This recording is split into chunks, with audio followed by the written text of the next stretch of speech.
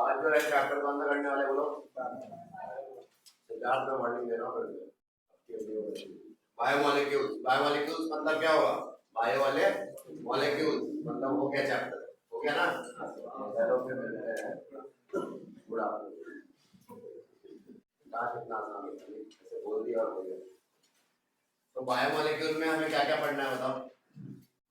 हाँ, कार्बोहाइड्रेट्स है ना, और प्रोटीन, अमीनो एसिड इसी के अंदर पढ़ना है। अमीनो एसिड और तभी तो प्रोटीन पढ़ोगे। फिर एंजाइम वगैरह पढ़ना है। बायोमोलिक्यूल में और क्या है? विटामिन, और क्या पढ़ना है? न्यूक्लिक एसिड है ना, हार्मोन्स एंड लिपिड्स भी होते हैं। तो ब्रॉडली अगर देखें तो बायोमोलिक्यूल ये है, ठीक है। तो हम लोग एनसीईआरटी को रेफरेंस मानते हुए करेंगे। ये मेन की पढ़ाई नहीं की पढ़ाई आपकी। तो ये हमारे सारे क्या है? बायोमोलिक्यूल। बायोमोलिक्यूल मतलब क्या हुआ? जो बायोलॉजिकल प्रोसेसेस है ना, क्या करें? हेल्प करें। बायोमोलिक्यूल क्या करते हैं? बायोलॉजिकल प्रोसेस में क्या करते हैं? हेल्प। उनको मैक्रोमोलिक्यूलर टारगेट से बोलते थे हम लोग, ड्रग में पढ़ा था ना केमिस्ट्री में मिल रहा है। तो मैक्रोमोलिक्यूल्स हैं ये सब, कार्बोहाइड्रेट, प्रोटीन। बड़ी पॉलीमर्स नहीं, पॉलीमर हो भी सकते हैं, पॉलीमराइज जैसा कर सकते हैं, लेकिन ये पॉलीमर से अलग है थोड़े, ठीक है, वो अलग है। तो बायोमोलिक्यूल कार्बोहाइड्रेट। अब कार्बोहाइड्रेट हमें स्टार्ट करना है। कार्बोहाइड्रेट कहाँ पे पाया जाता है बताओ? खाने पीने में, चावल में और दूध में और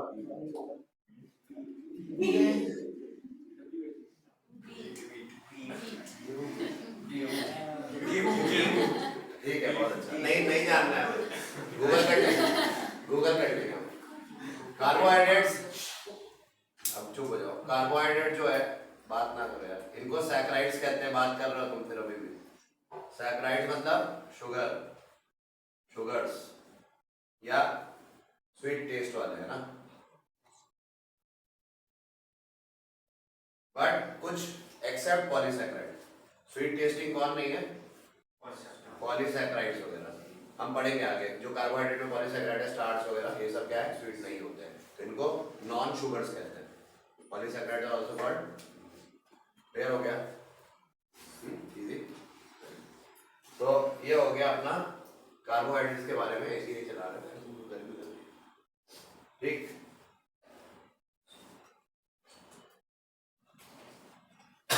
तो कार्बोहाइड्रेट्स के एग्जांपल क्या क्या है? जैसे आपके पॉपुलर एग्जांपल ग्लूकोज है, फ्रुक्टोज है, मैनोज है, राइबोज, गैलेक्टोज, है ना, ये सब भी हो गया। और कार्बोहाइड्रेट्स में क्या आता है? रैमनोज, फिर सुक्रोज, लैक्टोज, माल्टोज, है ना, माल्टोज, लैक्टोज, और स्टार्च, सेल्यूलोज और glycogen and so on etcetera. ये सारे क्या है? किसके एग्जांपल है? कार्बोहाइड्रेट्स। और भी हो सकते हैं, मैंने कुछ लिखे। There can be more. हमारे सिलेबस में जो एनसीईआरटी कहती है उसमें ग्लूकोज फ्रुक्टोज पढ़ना है अपने को डिटेल में, एनसीईआरटी की पॉइंट ऑफ व्यू से। और एनसीईआरटी कहती है भाई सुक्रोज, माल्टोज, लैक्टोज पढ़ना है डिटेल में, और एनसीईआरटी कहती है कि स्टार्च, सेल्यूलोज और ग्लाइकोजन पढ़ना है डिटेल में। बट हम इनको भी टच कर लेंगे, मैनोज को भी टच कर लेंगे, थोड़ा सा देख लेंगे। गैलेक्टोज भी अपने को यूज होगा आगे जाके, क्योंकि वो इनका मोनोमर होता है। मोनोमर क्या होती है पता है आपको? देखो, सिंपल यूनिट्स जो होते हैं, जो सिंपलेस्ट यूनिट्स है ना, सिंपलेस्ट यूनिट क्या है? मोनोमेरिक यूनिट है? Monomeric unit. और इसको जब हम ऐड करते हैं कई टाइम, तो क्या बनता है? पॉलीमेरिक यूनिट, है ना, पॉलीमर बनता है ना, मतलब स्मॉल यूनिट्स को मिला के क्या बनता है? Large molecule. सो कार्बोहाइड्रेट भी इसी तरह से बनते हैं, छोटे छोटे मोनोमेरिक यूनिट्स मिला के कार्बोहाइड्रेट बन सकते हैं। या कार्बोहाइड्रेट को जरूरी नहीं कि मोनोमेरिक यूनिट्स की जरूरत भी पड़े, वो खुद ही एक मोनोमेरिक यूनिट है। जैसे ग्लूकोज क्या है? खुद ही एक सिंपलेस्ट है, आपने बताया ना, सिंपलेस्ट फॉर्म है। सो C6H12O6 क्या है, ये क्या फर्दर पॉलीमराइज हो सकता है, हाँ ये हो सकता है, समझ रहे हो आप मैं क्या कह रहा हूँ, ये पॉलीमराइज हो सकता है क्योंकि ये सिंपलेस्ट है, बट इसको कोई बना सकता है, कोई लोअर स्पीशीज इसको बना सकती है, कोई लोअर कार्बोहाइड्रेट नहीं बना सकता इसको, ठीक है ना, बन सकता है या हायर कार्बोहाइड्रेट से बन सकता है पर लोअर कार्बोहाइड्रेट से नहीं बनेगा, ठीक है, क्लियर हो गया। वैसे ये कब बनता है आपका, ग्लूकोज कहाँ बनता है, फोटोसिंथेसिस, क्यों बायो वाला, अच्छा ठीक है, तो ये ग्लूकोज एग्जाम्पल दे दिया आपको, नोट कर लो जो नोट करना है, फिर आगे बढ़ते हैं, हम स्पेशली कार्बोहाइड्रेट्स को देखने आ रहे हैं, उसकी डेफिनेशन को देखने आ रहे हैं, ये पुरानी डेफिनेशन है सब, अब नई बात करेंगे कार्बोहाइड्रेट का असली मतलब क्या होता है, जो एनसीईआरटी की डेफिनेशन है। So carbohydrates are the polyhydroxy, optically active polyhydroxy. NCERT कह रही है they are optically active polyhydroxy aldehydes और ketones. Polyhydroxy aldehydes और ketones. ये क्या हो गया, बायोमोलिक्यूल्स, मतलब सॉरी कार्बोहाइड्रेट्स, ये डेफिनेशन है, अपने को याद रखनी है।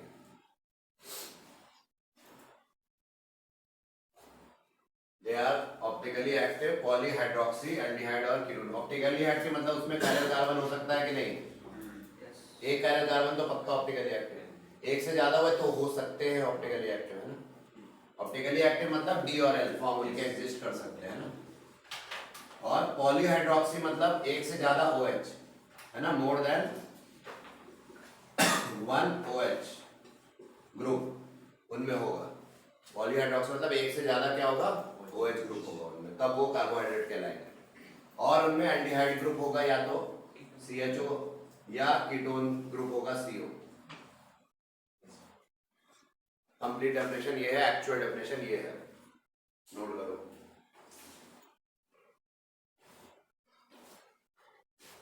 ठीक है,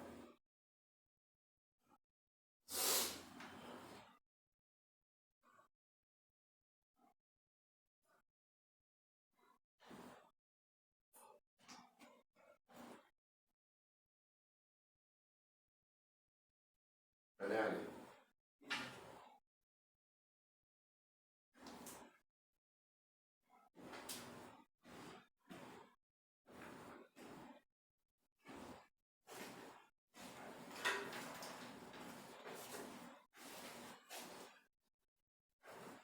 तो नाउ हेडिंग डाल लो, कार्बोहाइड्रेट्स को हम डिटेल में करने आ रहे हैं, ये डेफिनेशन होगी कार्बोहाइड्रेट्स की।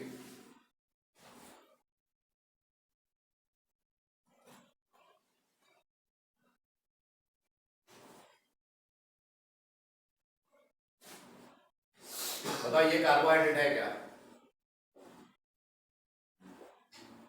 बिना देखे, हाँ ये है ना, क्यों है, एक तो एल्डिहाइड ग्रुप है, हाँ है, 2 OH भी हो गया, एक से ज्यादा OH, और ये ऑप्टिकली एक्टिव भी है, हो गया ना, बस तो ये इसको बोलते हैं डीग्लिसरल्डिहाइड, डीग्लिसरल्डिहाइड, इसका नाम बता दिया इस कार्बोहाइड्रेट का। और ये क्या होता है, डीग्लिसरल्डिहाइड एक सिंपलेस्ट शुगर होता है, ये simplest sugar having aldehyde group, ठीक है, इससे छोटा नहीं होता कोई, simplest sugar having aldehyde group is glyceraldehyde, ये याद रखना। और ये ऑप्टिकली एक्टिव है, ऑप्टिकली एक्टिव मतलब कितने आइसोमर बन रहे होंगे, 2 पावर n होता है ना, number of optically active, so n क्या है, नंबर ऑफ कायरल कार्बन, है ना, तो n की वैल्यू यहाँ क्या है 1, तो इसका एक और आइसोमर हो सकता है, d अगर ये मान ले तो इसका मिरर इमेज क्या होगा, अरे हाँ है ना, इसका मिरर इमेज ले लो, मिरर इमेज बनाओगे तो वहां पे वो दूसरा इसका आइसोमर हो जाएगा, तो इस ग्लिसरल्डिहाइड में नंबर ऑफ आइसोमर 2 पावर 1 मतलब 2 ऑप्टिकली एक्टिव, एक D होगा और एक L होगा, इसको हमने D मान लिया तो इसको क्या मानेंगे L, और इसको L मानेंगे तो D उसको मानेंगे, क्यों, क्योंकि D और L एक्सपेरिमेंटली ही बताया जा सकता है, थ्योरेटिकली हम नहीं बता सकते, D और L थ्योरेटिकली नहीं बताया जा सकता, क्लियर हो गया। कैपिटल D अलग है, आप बोलोगे कैपिटल D क्या है, ये अलग है, स्मॉल d अलग है, प्लीज रिमेंबर, जैसे अगर मैंने बोला ये D प्लस ग्लिसरॉल्डिहाइड है, ध्यान से देखो, तो ये कैपिटल D तो अलग चीज हो गई, प्लस मतलब ये वाला स्मॉल d, स्मॉल d को हम प्लस भी बोलते हैं ना, और L को क्या बोलते हैं, माइनस। सो प्लस लिखा है तब वो उसका मतलब स्मॉल d, और माइनस होता तो क्या, हाँ L होता। कैपिटल D का क्या मतलब है कि फंक्शन ग्रुप राइट साइड में कायरल कार्बन में, फंक्शन ग्रुप जो लोएस्ट कायरल कार्बन है, क्या है, लोएस्ट कायरल कार्बन, उसमें फंक्शन ग्रुप अगर राइट साइड में है तो हम बोल देते हैं डी फॉर्म है वो। तो यहाँ बताओ लोएस्ट कायरल कार्बन तो यही है, इसमें फंक्शन ग्रुप किधर है, राइट साइड में OH, तो हम बोल देंगे क्या, ये डी फॉर्म। अगर यही OH इधर होता तो मिरर इमेज बनाओगे तो क्या आ जाएगा, कैपिटल L लिखोगे, कैपिटल L माइनस हो जाएगा वो ग्लिसरॉल्डिहाइड, समझ रहे हो क्या कह रहा हूं? ठीक है, तो ये नोट कर,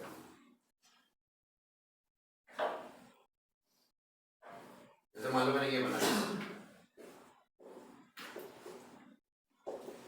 ये क्या है बताओ, L है कि D है, कैपिटल L है, ठीक है ना, समझ में आ गया, कैपिटल L ग्लिसरॉल्डिहाइड। अब माइनस है कि प्लस, मान लो अगर माइनस है मतलब स्मॉल L है तो L माइनस ग्लिसरॉल्डिहाइड बोल दो इसको, है ना।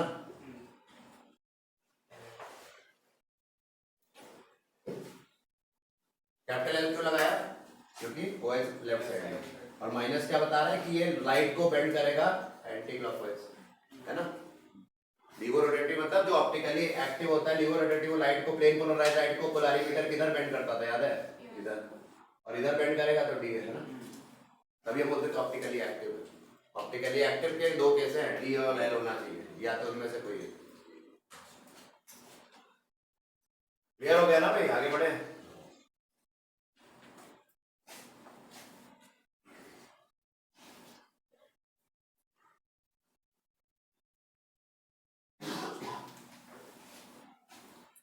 तो कार्बोहाइड्रेट्स में हमने अभी बेसिक कुछ बातें की, अब हम चलते हैं थोड़ी और डिटेल बात करते हैं।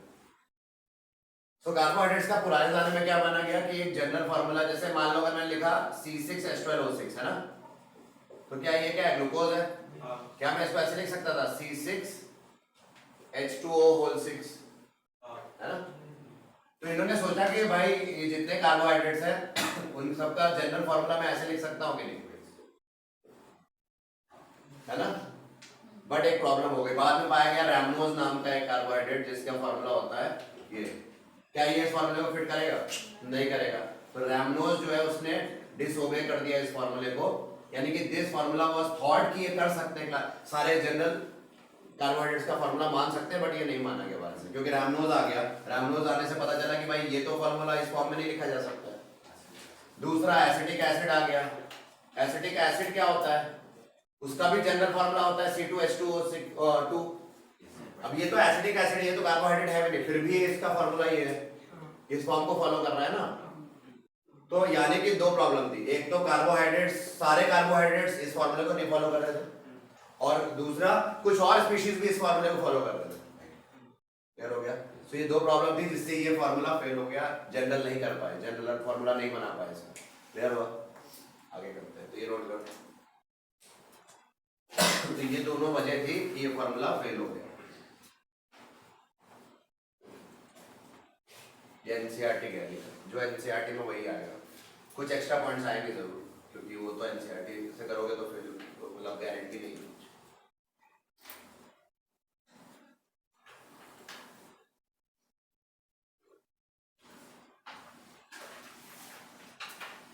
तो जैसे ग्लूकोज देख लो, जैसे मान लो ये ग्लूकोज है,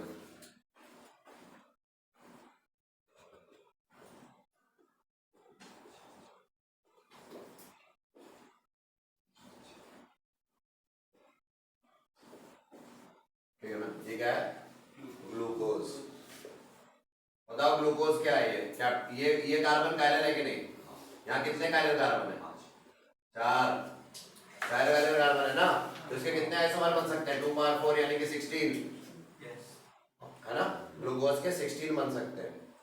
कैसे, सुनो इधर, एक पोजीशन को मैंने फिक्स किया, एक इस कायरल कार्बन को पकड़ा, एक बार वो उधर पलटा, है ना। एक बार ये लो, इसका मिरर इमेज ले सकते हो, और एक बार इसको इधर करके उसका मिरर इमेज ले सकते हो, है ना। मतलब समझे, इस एक हर इस पे, अब ये देखो, इसका तुमने मिरर इमेज दिया, फिर इसका मिरर इमेज दिया, इसका लिया, कितने कॉम्बिनेशन बने टोटल? 16 बने ना, क्लियर हुआ? तो ये चीज हो रही है। ग्लूकोज, जैसे एक एग्जांपल दे रहा हूं, ग्लूकोज का ही भाई है OH, बताओ अंतर क्या है यहाँ पे? क्या अंतर दिख रहा है? कौन से कायरल कार्बन में डिफरेंस दिख रहा है? थर्ड, फर्स्ट कायरल कार्बन है ये, फर्स्ट या सेकंड? मतलब वैसे सेकंड कायरल कार्बन है ना, मतलब फर्स्ट कायरल कार्बन है पर है सेकंड कार्बन। हाँ, तो ये सेकंड कार्बन जो है वो कायरल है, और उसके अबाउट डिफरेंस है कि बाकी सब तो सेम दिख रहा है, बाकी सब देखो सेम पॉइंट्स, सिर्फ इसके अबाउट डिफरेंस है, तो इसको बोला गया मैनोज, है ना, and mannose is again isomer of glucose, तो 2/16 में से एक इसको भी जाएगा। तो अब ये 2 हो गए, और इसके 2, तो 4 हुए ना,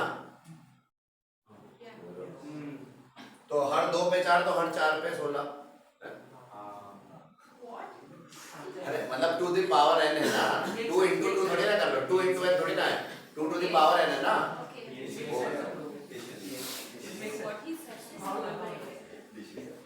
ये समझ, वो छोड़ो, आपको ये नहीं, आपको बस ये आ गया ना 16 आइसोमर्स, बस अपने को मतलब अभी नहीं करना, उसमें मत पढ़ो, नहीं तो परेशान हो। ये देखो ग्लूकोज और मैनोज के आइसोमर्स हैं, क्या आइसोमर्स हैं? इनको एक स्पेशल नाम दिया गया, C2 एपिमर्स, क्या बोला गया? एपिमर्स है ये, ग्लूकोज एंड मैनोज, यार ये एनसीईआरटी में नहीं दिया हुआ है, बट ये कॉम्पिटिशन का बहुत इंपॉर्टेंट है। इनको एपिमर्स बोलते हैं, एपिमर। कौन सा एपिमर बोलते हैं? C2। पहले तो एपिमर क्या होते हैं? एपिमर क्या होते हैं? They are isomers of each other and they differ about क्या? ओनली वन कायरल कार्बन, है ना, ये हो गया एपिमर। और C2 क्यों बोल रहे हैं? C2 मतलब which chiral carbon? Second chiral carbon. 2 का यहाँ क्या मतलब है? सेकंड कायरल, मतलब second carbon. In our case it is the second carbon, so we are saying that it is the C2 epimer, ठीक है? क्लियर हो गया ना भाई? अभी मान लो यहाँ पे होता तो C3 एपिमर, अगर यहाँ डिफरेंस होता दोनों तो C3 एपिमर, यहाँ होता C4 एपिमर, ठीक है ना? विच कायरल कार्बन के अबाउट डिफरेंस है? फर्स्ट कायरल कार्बन के अबाउट ही डिफरेंस आया, बट वो सेकंड नंबर, उसकी नंबरिंग की तो सेकंड पे। क्लियर हुआ ना? So what is epimer?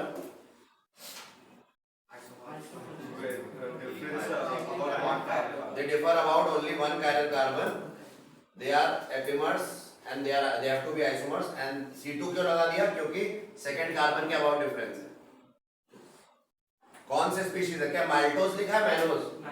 Maltose मत लिख देना, माल्टोज इज डाइसैकराइड, वो आगे पढ़ेंगे, ठीक है? अभी हमने क्लासिफिकेशन किया नहीं, मैं पहले क्लासिफिकेशन करने से पहले जनरल बातें बता दूं पहले,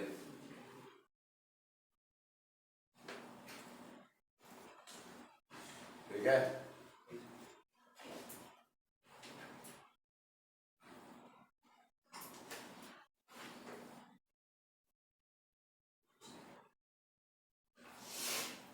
इतने लोग पढ़ लिए इस चैप्टर को पहले से ही केमिस्ट्री में, हम पढ़ के आए केमिस्ट्री में, कहाँ से? दैट इज रीड करके आए, ये नहीं था ना, ग्लूकोज का नहीं, ये नहीं था ना, एपिमर तो बॉडी नहीं है,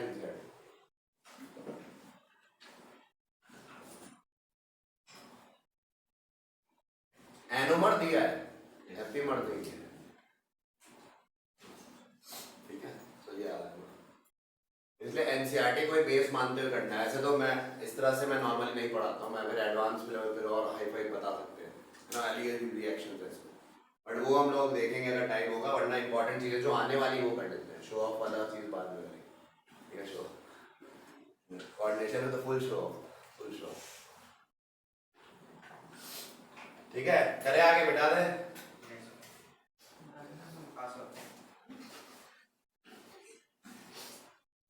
देखो रिकॉर्डिंग हो रही है कि नहीं हो रही है? हो रहा है? हाँ? अरे हो रहा है कि नहीं? तो रही बढ़िया।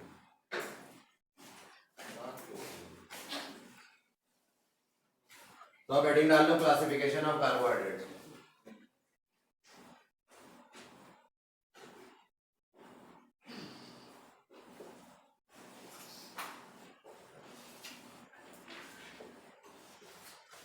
पहला है based on number of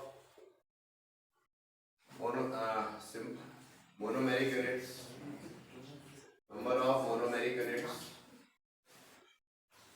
they can yield upon hydrolysis.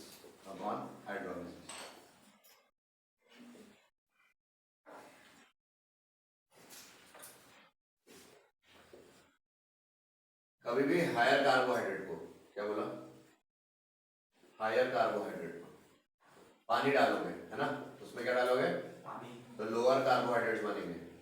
Lower जैसे 2 बन सकते, 3 बन सकते, है ना, 4 बन सकते। सो अगर 2 बनेंगे, है ना, तो क्या बोलेंगे उनको, डाइसैक। इस कार्बोहाइड्रेट को क्या बोला जाएगा, डाइसैक। अगर 2 लोअर यूनिट्स बने, 3 सिंपल यूनिट्स बने, ट्राइसैकाराइड। किसको, इसको ट्राइसैकाराइड बोला जाएगा। अच्छा, एक भी यूनिट पानी डाला, कुछ नहीं हुआ, तो मोनोसैकाराइड। समझ में आ रही बात। सो classification based on the monomeric unit they can need. इसमें पहला है मोनोसैकाराइड। मोनोसैकाराइड मतलब जैसे ग्लूकोज हो गया, ग्लूकोज में आप कुछ भी पानी वानी डालो, कुछ नहीं होगा, नो फर्दर डिसोसिएशन, ठीक है। मोनोमेरिक यूनिट्स में नहीं जाएगा। इसकी वेंट ऑफ फैक्टर तभी तो 1 ले लेते थे हम, इसका went of factor 1 solution chapter. फिर मोनोसैकेराइड समझ में आया। ग्लूकोज हो सकता है, फ्रुक्टोज हो सकता है, ये क्या हो सकता है, ग्लूकोज है, फ्रक्टोज है, और गैलेक्टोज हो सकता है, ये कुछ भी हो सकता है इनमें से, मैनोज हो सकता है, एंड सो ऑन, ठीक है। और मोनोसैकेराइड्स मतलब डू नॉट क्या yield simpler units upon hydrolysis, है ना, ठीक है, डू नॉट यील्ड। ये तो समझ में आ गया, लेकिन डेफिनेशन वगैरह तो बुक से छाप ही लोगे, मैं तो समझा दे रहा हूँ। एंड जनरली मोनोसैकेराइड्स जो है वो 3 to 10 कार्बन वाले होते हैं, 3 to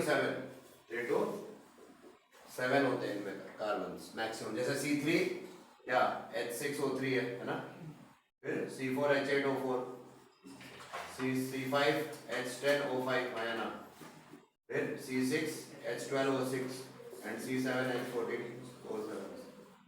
तो ये जो सबसे कॉमनली हमारे सिलेबस में है, पूछे जाते हैं, वो ये वाले हैं 6 कार्बन वाले, है ना। पर 5 और 6 नेचुरली अकरिंग सबसे ज्यादा है, और पूछे सबसे ज्यादा क्या जाता है ये, ठीक है ना। तो कार्बोहाइड्रेट्स में ये बात है तो तुम्हें समझ में आ गई। कार्बोहाइड्रेट्स की इंपॉर्टेंस बता दें, ये मोस्ट और प्रोबेबली द एनसीईआरटी कहती है it is probably the most क्या abundant organic compound in the on earth, ठीक है, मोस्ट अबंडेंट ऑर्गेनिक कंपाउंड। फिर कुछ प्रोटीन्स है वो भी शायद उस पर भी कुछ चल रहा है कि वो अपना बदलते रहते हैं, इसलिए तो कार्बोहाइड्रेट्स प्रोबेबली बोला गया word are the most abundant biomolecules, organic compound, biomolecule नहीं लिखा उसने, अबंडेंट ऑर्गेनिक कंपाउंड, ठीक है, स्पीशीज प्रोबेबली। अब ये देखो, आप सुनो इधर, मोनोसैकेराइड्स को फर्दर क्लासिफाई किया गया, मोनोसैकेराइड्स को फर्दर क्लासिफाई किया इनटू एल्डो और कीटोज, ठीक है, एल्डो फैमिली और कीटो फैमिली। मतलब अगर एल्डो फैमिली में क्या हो सकता है, एल्डो ट्रायोज हो सकता है, और कीटो ट्रायोज हो सकता है, आया ना। इसी तरह से ऐसे करते हैं, ऐसे हो सकता है एल्डो क्या टेट्रोज हो सकता है, और कीटो टेट्रोज, फिर एल्डो पेंटोज, कीटो पेंटोज, और एल्डो हेक्सोज, कीटो हेक्सोज, और क्या एल्डो हेप्टोज, और क्योंकि 3 से 7 कार्बन तक जा सकता है ना, अरे 4 5 6 कार्बन, ये कार्बन है, नंबर ऑफ कार्बन है इसमें, एल्डो हेप्टोज और कीटो हेप्टोज। अब सुनो, ध्यान से सुनना, ये देखो जो ग्लूकोज, जैसे अभी मान लो एग्जांपल लेते हैं एल्डो हेक्सोज का, सबसे कॉमन एल्डो हेक्सोज कौन है, ग्लूकोज क्या है, एल्डो हेक्सोज क्यों बोल रहे हैं, क्योंकि हेक्स मतलब 6 कार्बन, तो ग्लूकोज में देखो कितने कार्बन है, 1 2 3 4 5 6, और एल्डिहाइड ग्रुप भी है, तो एल्डो भी है, एल्डो है और हेक्सोज है ना, हेक्स मतलब 6 कार्बन, और एल्डिहाइड ग्रुप वाला है, तो हम क्या बोलेंगे, glucose is example of aldohexose. समझ में आ रही बात? मैनोज है क्या एल्डोहेक्सोज? मैनोज हाँ है। अरे 6 कार्बन भी हो गया, हेक्सोज हो गया और एल्डिहाइड ग्रुप भी ऊपर, तो yes mannose is example of क्या?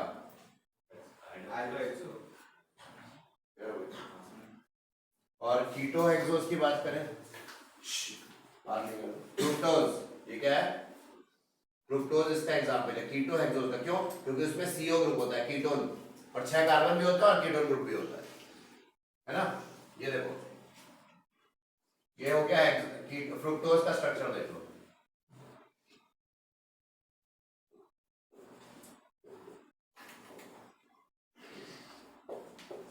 देखो यही है ना, तो ये देखो यहाँ पे कितने कार्बन है? 6, 1 2 3 4 5 6, और क्या इसमें कीटोन ग्रुप भी है? हाँ है। ये फ्रुक्टोज जो हो गया वो क्या हो गया? कीटोफ्रुक्टोज का एग्जांपल हो गया। ग्लिसरॉल्डिहाइड क्या था? एल्डोट्रायोज, है ना? ग्लिसरॉल्डिहाइड क्या था? एल्डोट्रायोज, ठीक है ना? ऐसा एक टेबल आपको मिल जाएगा एनसीईआरटी में, नहीं एनसीईआरटी से अच्छा टेबल स्टेट बोर्ड की बुक में मिलेगा, ठीक है? HSC, ठीक है? Glyceraldehyde is the aldotriose. क्यों? देखो ये देखो ना,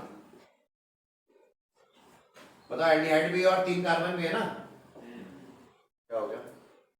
नहीं बताओ, ठीक है समझ में आ गया, हिल आ गई, ठीक है।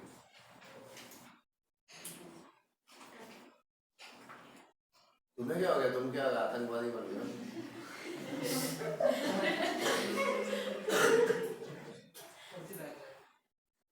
करें आगे, करें, ठीक है। तो ये हो गया हमारा बेसिक मोनोसैकराइड्स के क्लासिफिकेशन किया हमने, है ना? ठीक है। अराउंड कितने 20 नेचुरली है क्या? कितने देख लेना वो है, कितने नेचुरली है? एनसीईआरटी है किसी के पास? बोलो ना। 20 है ना क्या? मोनोसैकराइड्स कितने पाए गए हैं? अराउंड 20 नेचुरली अकरिंग, है ना? तो ये भी एनसीईआरटी में एक पॉइंट है, बता दे आप।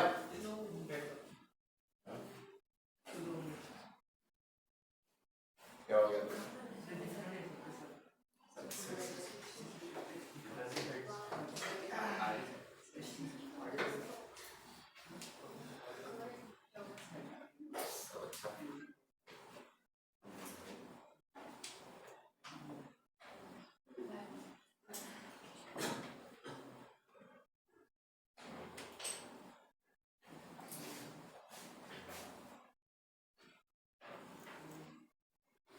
ठीक है, तो अब ये हो गया अपना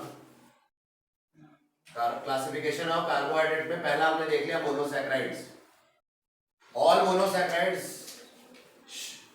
आर रिड्यूसिंग शुगर्स, वो हम आगे देखेंगे, लिख के रख लो। All monosaccharides are reducing sugars, note all monosaccharides are reducing sugars. अभी देखेंगे इसको क्या मतलब हुआ, बाद में देखते, पहले लिख कर, ये सेकंड क्लासिफिकेशन में यूज होगा।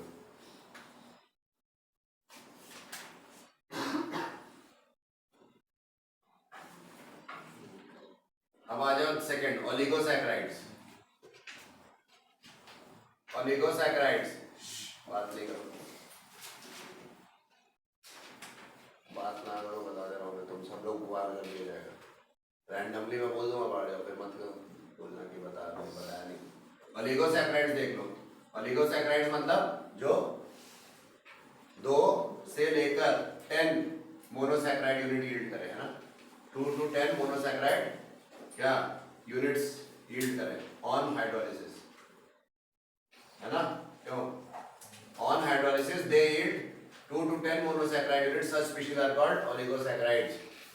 जैसे, और इसमें भी फर्दर है डाइसैकराइड, डाइसैकराइड है, ट्राइसैकराइड, ये सब इसी के अंदर आते हैं, एंड सो ऑन। हमारे सिलेबस में सबसे कॉमन क्या है? डाइसैकराइड पढ़ना है अपने को।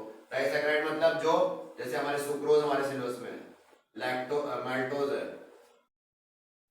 और लैक्टोज है, ये 3 हमारे क्या है?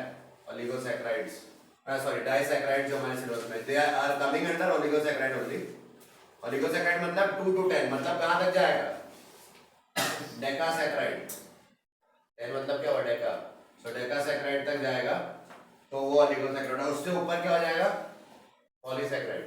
अगर n ग्रेटर देन 10 हुआ तो फिर पॉलीसैकेराइड हो जाएगा। ठीक है, सो ये देखो हमारे सिलेबस में ये 3 हमारे क्या हैं? डाइसैकेराइड्स हैं। और डाइसैकेराइड्स क्या होते हैं? जैसे सुक्रोज है, इसमें हमने क्या डाला? पानी। पानी डाला तो किस में टूटेगा? ग्लूकोज और फ्रुक्टोज में। तो ये देखो कितने मोनोमेरिक यूनिट्स में टूटा? 2 मोनोसैकेराइड यूनिट्स में, इसलिए ये डाइसैकेराइड हो गया। इसी तरह माल्टोज भी 2 यूनिट्स में टूटेगा, लैक्टोज भी 2 यूनिट में टूटेगा। तो ये हो गया हमारा डाइसैकेराइड का मतलब। ये कितने यूनिट्स में टूटेगा पानी में डालोगे तो? 3 यूनिट्स में टूट सकता था, तो ये ट्राइसैकेराइड बोल दिया इस चीज।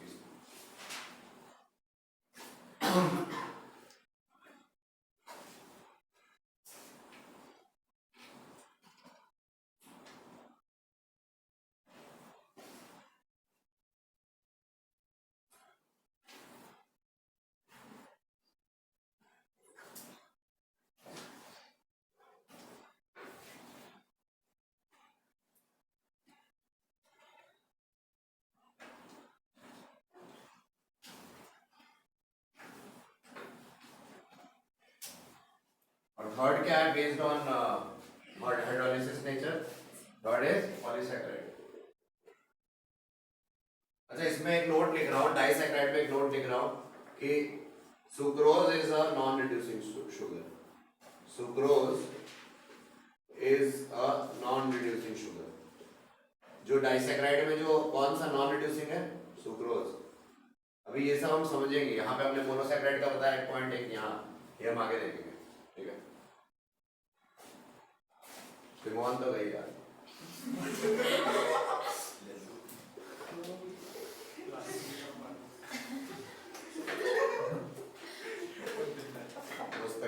मुस्तान से गया। ठीक है, पॉलीसैकेराइड मतलब क्या हुआ बताओ? इनको इसमें पानी डालोगे तो कितने यूनिट्स में जाएगा? n units, n number of units, monosaccharide units, है ना। जैसे स्टार्च है C6H10O5, स्टार्च या सेल्यूलोज ले लिया तुमने, और इसको तुमने सॉरी n टाइम्स था, और इसको पानी वानी में डाला, ये n टाइम्स ऑफ ग्लूकोज में गया, है ना। तो n टाइम्स ऑफ ग्लूकोज मतलब n यूनिट्स ऑफ ग्लूकोज। यहाँ पे n 10 से ज्यादा होगा, क्योंकि 10 तक तो ओलिगोसैकेराइड का था, तो 10 से ज्यादा यूनिट्स में क्या होगा? तो ये पॉलीसैकेराइड आ गए। पॉलीसैकेराइड के कौन से एग्जांपल हमारे सिलेबस में बताई चुके हैं? Starch, glycogen and cellulose. और भी हो सकते हैं, ऐसा नहीं हो सकता, ये हमारे कॉमन यूज है। लो बायोस भी, ठीक है, तो नोट करो।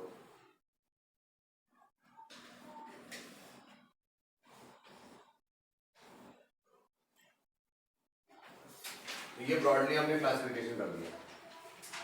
क्लासिफिकेशन सेकंड हमारा है, ये था based on number of monomeric units, है ना, सिंपलर यूनिट्स। और अब है classification based on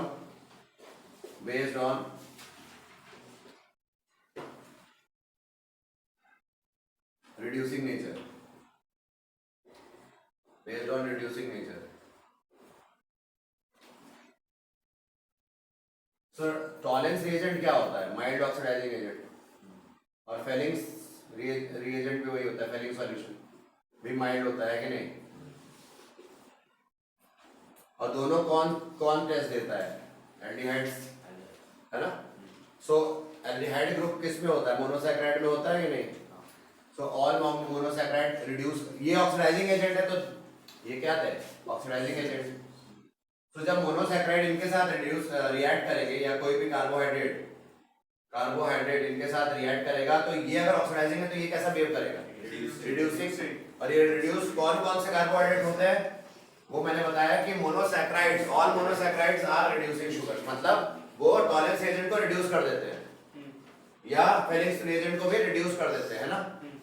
Tollens agent पता है ना, अमोनियकल सिल्वर नाइट्रेट बताया था, और ये अल्कलाइन कॉपर सल्फेट था, और रोशेल सॉल्ट बताया था ना। तो यस, इनका रिडक्शन हो जाता है into respective compound species. So carbohydrate, in carbohydrates को क्या बोलेंगे हम? Reducing sugars. अगर ये इनके साथ रिएक्ट करके इनको रिडक्शन कर दे रहे हैं, रिडक्शन हो जा रहा है, तो हम क्या बोलेंगे इनको रिड्यूसिंग शुगर। और नहीं हो रहा रिडक्शन तो क्या बोलेंगे नॉन रिड्यूसिंग। सो कौन रिडक्शन करते हैं? All monosaccharides are reducing sugar, but sucrose is a non reducing sugar because इसमें फ्री एंटीहाइडिक ग्रुप नहीं। जैसे इन सब में क्या होता है मोनोसैकेराइड में फ्री एंटीहाइडिक ग्रुप चाहिए, रिडक्शन के लिए क्या चाहिए? फ्री एंटीहाइडिक ग्रुप चाहिए, है ना? ठीक है, ठीक है। अरे CHO फ्री होगा तभी तो वो रिड्यूस कर पाएगा, मतलब ये टॉलरेंस एजेंट इसको ऑक्सीडाइज तभी तो कर पाएगा, ऐसे सोचो। लेकिन सुक्रोज में क्या होता है, ऐसा नहीं हो पाता है, ठीक है, फ्री नहीं होता है वो, एंटीहाइडिक ग्रुप इज नॉट फ्री, ऐसे बोल दो अभी के लिए। ठीक है, आगे करेंगे अब। तो क्लासिफिकेशन हो गया बेस्ड ऑन रिड्यूसिंग नेचर। यहाँ पे उनके पॉइंट्स लिखे हुए हैं, ये एक्चुअली उसके अंदर के पॉइंट्स हैं, मैंने बता दिए। ठीक है, सुक्रोज क्या है? डाइसैकेराइड है। सुक्रोज का फॉर्मूला पता है ना, C12H22O11, केन शुगर ही बोलते हैं इसको।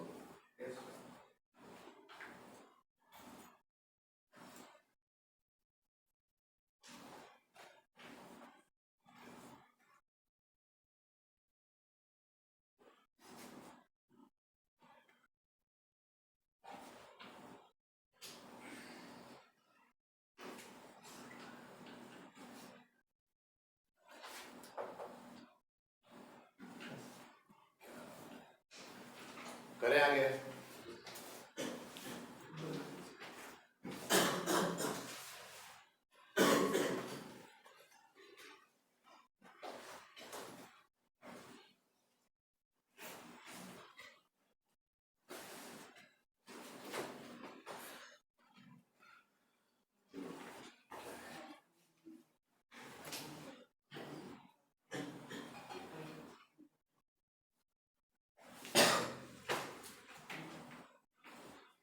ठीक है, करें आगे, आगे करना है। ये देखो क्लासिफिकेशन हो गया कार्बोहाइड्रेट्स का। अब वो पढ़ेंगे important compounds of carbohydrate. Carbohydrate के कौन से इंपॉर्टेंट कंपाउंड है बताओ? ग्लूकोज और फ्रुक्टोज है ना, मतलब मोनोसैकेराइड्स के इंपॉर्टेंट कंपाउंड कौन है? पहले ग्लूकोज फ्रुक्टोज। तो पहले हेडिंग डालेंगे मोनोसैकेराइड और उसमें पढ़ेंगे ग्लूकोज एंड फ्रुक्टोज। तो मोनोसैकेराइड्स के अंदर क्या पढ़ने आ रहे बोलो? फिर बाद में क्या पढ़ेंगे? डाइसैकेराइड, फिर पॉलीसैकेराइड पढ़ेंगे, है ना, एक एक करके। तो फर्स्ट हेडिंग इज मोनोसैकेराइड।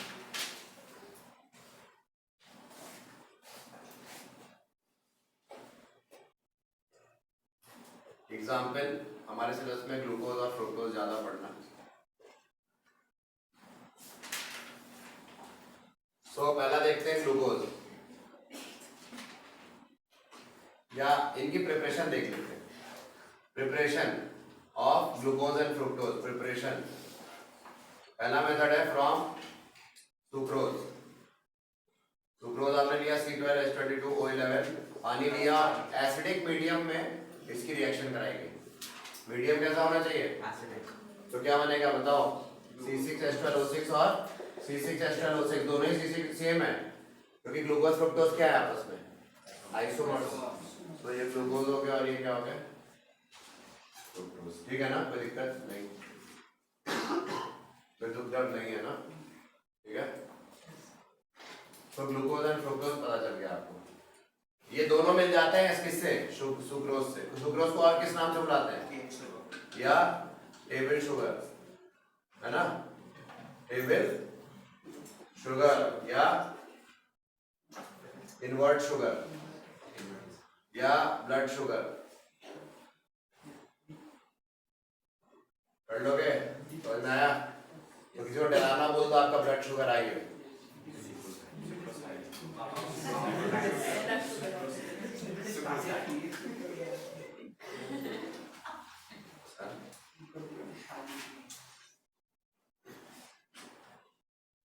ठीक है, तो ये चीज हो गया।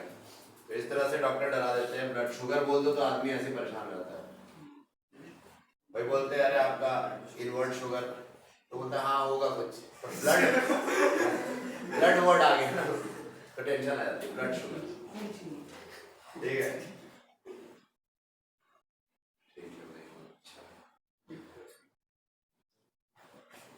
क्लियर हो गया? ग्लूकोज को डेक्सट्रोज भी बोलते हैं। ग्लूकोज को क्या बोलते हैं? डेक्सट्रोज बोलते हैं ना।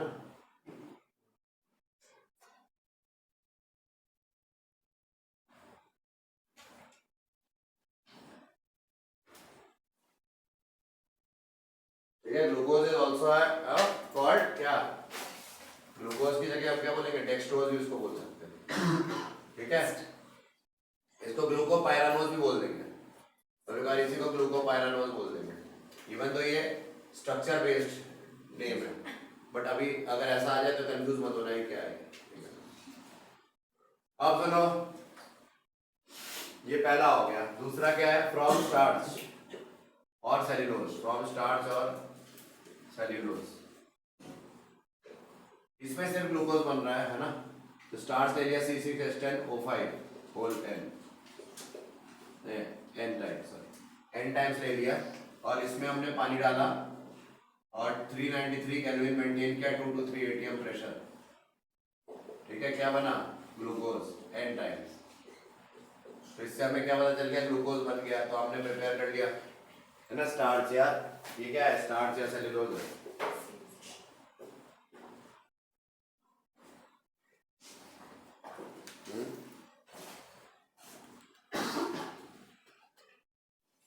कितने वाटर मॉलिक्यूल लिए बताओ? N, और इसमें N वाटर मॉलिक्यूल्स के साथ ही करेगा ना।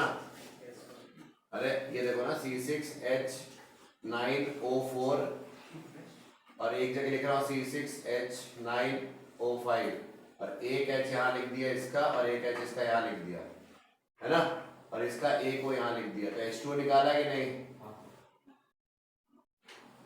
H2 निकाला तो क्या बना? C6H18O9।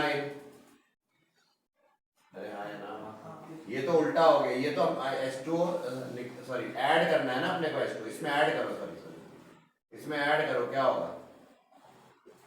N टाइम्स ऐड करो तो क्या बनेगा? अरे इसमें ऐड करा तुमने, क्या आया? 2 H ऐड किए 12 हुआ, ग्लूकोज ही तो बना। तो N टाइम भी तो करोगे तो ग्लूकोज बनेगा ना। ठीक है ना? ठीक है, अब मैं बाहर निकालना स्टार्ट करूँगा। ठीक है ना? अब मैं हंसूंगा, आप लोग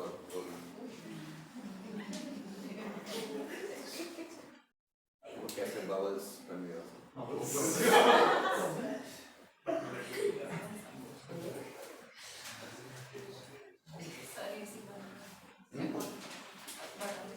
अच्छा इसलिए हंस रहा हो?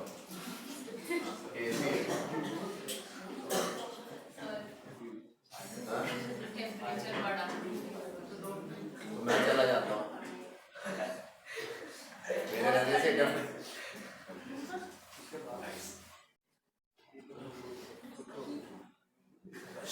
अबे चुप हो जा भाई। अब हम प्योरली क्या पढ़ेंगे? ग्लूकोज के स्ट्रक्चर को देखेंगे, है ना। ग्लूकोज स्ट्रक्चर तो पहले स्ट्रक्चर्स लिख रहे हैं, बताओ यार।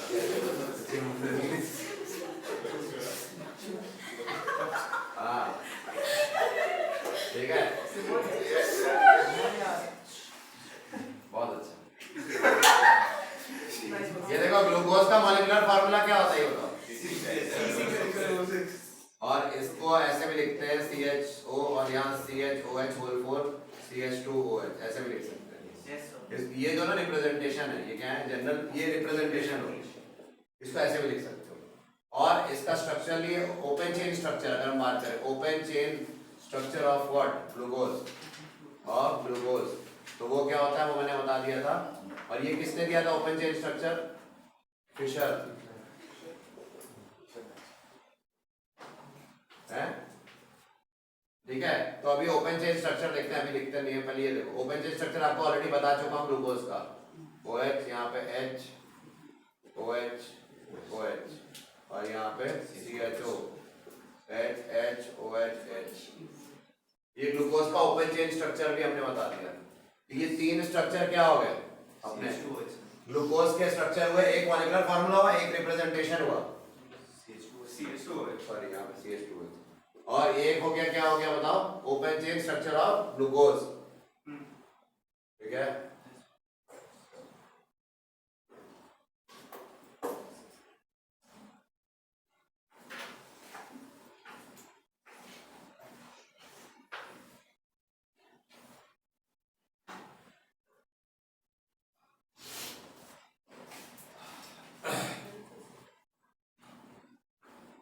ठीक है। अब फिशर ने जब इसके ओपन चेन स्ट्रक्चर को कैसे प्रेडिक्ट किया, how did he come to the conclusion कि उसका ओपन चेन स्ट्रक्चर हो सकता है ना। So factors which led to this formation, to prediction of this structure, है ना, prediction of open chain structure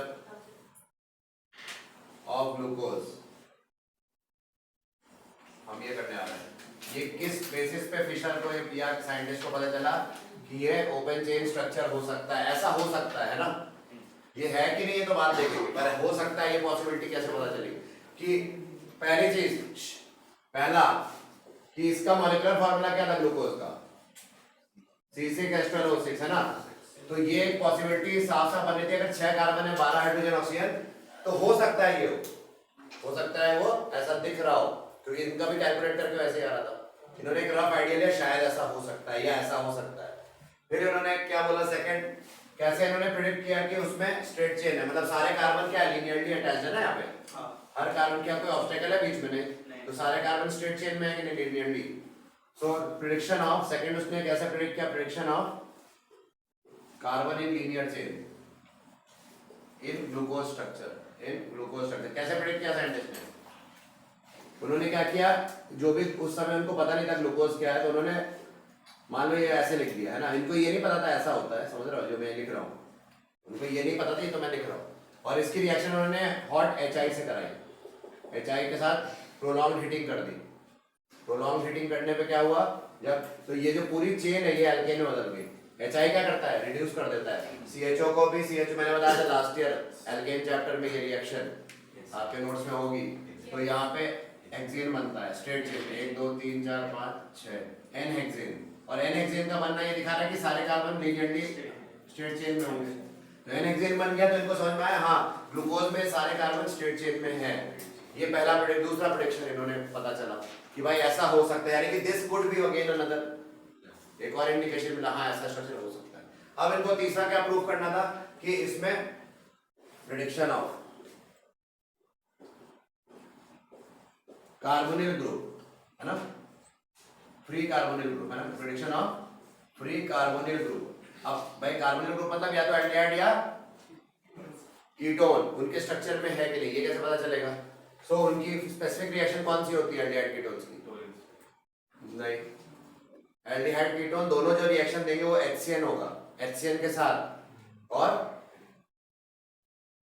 cyanohydrin formation जो हो गई वो बताया था ना, और हाइड्रोक्सिल अमीन के साथ। सो अगर ये ग्लूकोज देखो इधर CHO है, ध्यान देना, अगर मैं इसकी रिएक्शन इससे करा दूं, किससे बोलो, NH2OH से, है ना, हाइड्रोक्सिल अमीन है कि नहीं है, हाइड्रोक्सिल अमीन के साथ रिएक्शन कराओ तो यहां से क्या निकलेगा H2O और CH डबल बॉन्ड NaOH बन जाएगा, बताया था ना, डबल बॉन्डेड O है ना ये यहाँ से हाइड्रोजन के साथ निकल जाता है वाटर, और ये डबल बॉन्ड NaOH हो जाता है, न्यूक्लियोफिलिक एडिशन में बताया था।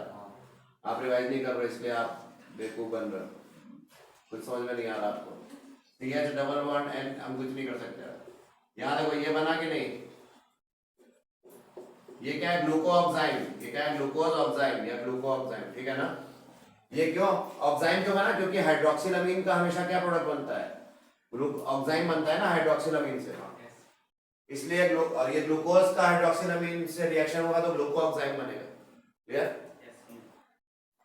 और दूसरी रिएक्शन जो इससे, तो इससे क्या कंफर्म हुआ कि हाँ यहाँ पे एल्डिहाइड या कीटोन ग्रुप है, ग्लूकोज के स्ट्रक्चर में या तो एल्डिहाइड है या कीटोन है, पर अभी भी इनको ये नहीं पता कि ये एल्डिहाइड ही है उनके पास, वो नेक्स्ट में पता चलेगा कि पक्का एल्डिहाइड या कीटोन कौन सा है, वो नेक्स्ट रिएक्शन में पता चलेगा। अभी समझ में आया। अच्छा एक और रिएक्शन जो इसको कंफर्म कर रही है कि फ्री कार्बोनिल ग्रुप है, वो कौन सी है, HCN के साथ। HCN के साथ रिएक्ट कराओगे तो यहाँ पे साइनोहाइड्रिन की फॉर्मेशन हो जाएगी, ये सब एल्डिहाइड कीटोन में था। तो इससे हमें क्या पता चला, यानी कि ये बन गया ग्लूकोज साइनोहाइड्रिन। तो इस इन दोनों रिएक्शन से हमें पता चला क्या कि उसमें फ्री एल्डिहाइडिक या कीटोनिक ग्रुप हो सकता है ग्लूकोज में, बट अभी भी इनको ये नहीं पता कि एल्डिहाइडिक की ग्रुप है उसमें, क्योंकि CHO होता है ना, असली में तो CHO है, बट थर्ड रिएक्शन करके उनको ये नहीं पता चल पाया कि उसमें एल्डिहाइड है कि कीटोन है। उनको ये पता चल गया कार्बोनिल है, कार्बोनिल मतलब CO बॉन्ड है, अब ये तो है दोनों में होता है ना एल्डिहाइड कीटोन में, तो ये सफिशिएंट नहीं था, फिर एक और रिएक्शन की जरूरत पड़ी, है ना, जिससे ये पता करें क्या कि CHO ही ग्रुप है ग्लूकोज में। तो फोर्थ रिएक्शन पे आते हैं।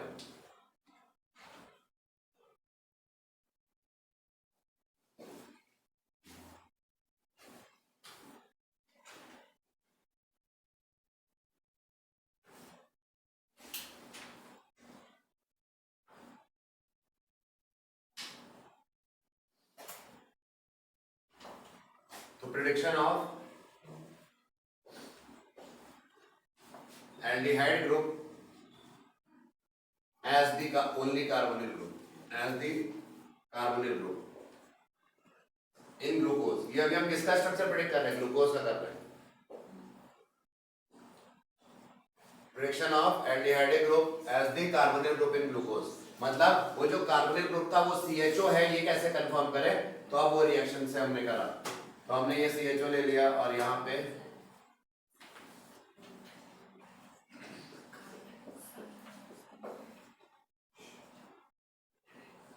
हमने माइल्ड ऑक्सीडेशन कर दिया ब्रोमीन वाटर से। ब्रोमीन वाटर क्या करता है, माइल्ड ऑक्सीडेशन है ये रिएक्शन। तो कार्बोनिल ग्रुप किसमें, सॉरी एल्डिहाइड ग्रुप किसमें कन्वर्ट होता है, एसिड में। कीटोन होता है तो क्या एसिड बनाता है, नहीं, तो ये पक्का है कि ये COH में कन्वर्ट हो गया, मतलब यहाँ एल्डिहाइड ही था, ठीक है, और ये बन गया। इसका नाम क्या दिया है, ग्लूकोनिक एसिड है, ठीक है, ग्लूकोनिक एसिड, ठीक है ना, और देख लो चेक कर लो, ठीक है, ग्लूकोनिक एसिड ही है, ऑब्वियस है वो, ठीक है। तो ये हमें प्रेडिक्शन क्या हो गया, इससे क्या कंफर्म हुआ कि ये जो CHO है वो क्या है, वो COH में कन्वर्ट होता है, इसलिए यहाँ CHO रहा होगा, कीटोन नहीं हो सकता, क्लियर हो गया। अच्छा, ग्लूकोनिक एसिड जो बना है, अगर मैं इसकी रिएक्शन इससे करा दूं, इससे नाइट्रिक एसिड से, इससे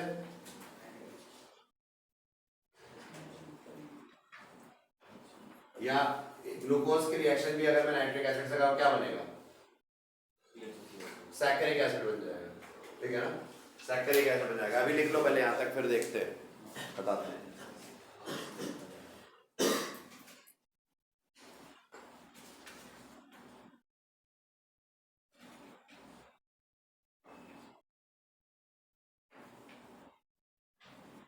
वो भी आगे करेंगे। ग्लूकोनिक एसिड समझ में आ गया,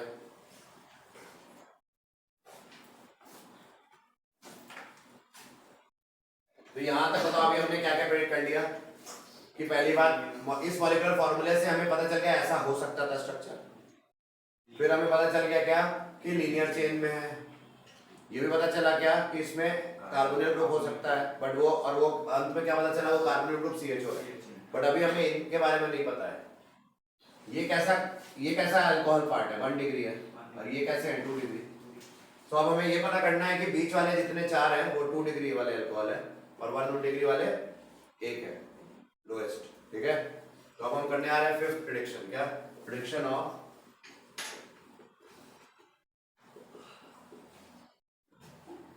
presence of OH group, 5 OH groups, कितने टोटल है, तो 5 ना, 4 और 1 मिला के 5, तो 5 OH ग्रुप्स, इनकी प्रेडिक्शन करने आ रहे हैं इन ग्लूकोज। ये सब ग्लूकोज के लिए बात हो रही है यार, तो ग्लूकोज जैसे ये अपना ग्लूकोज,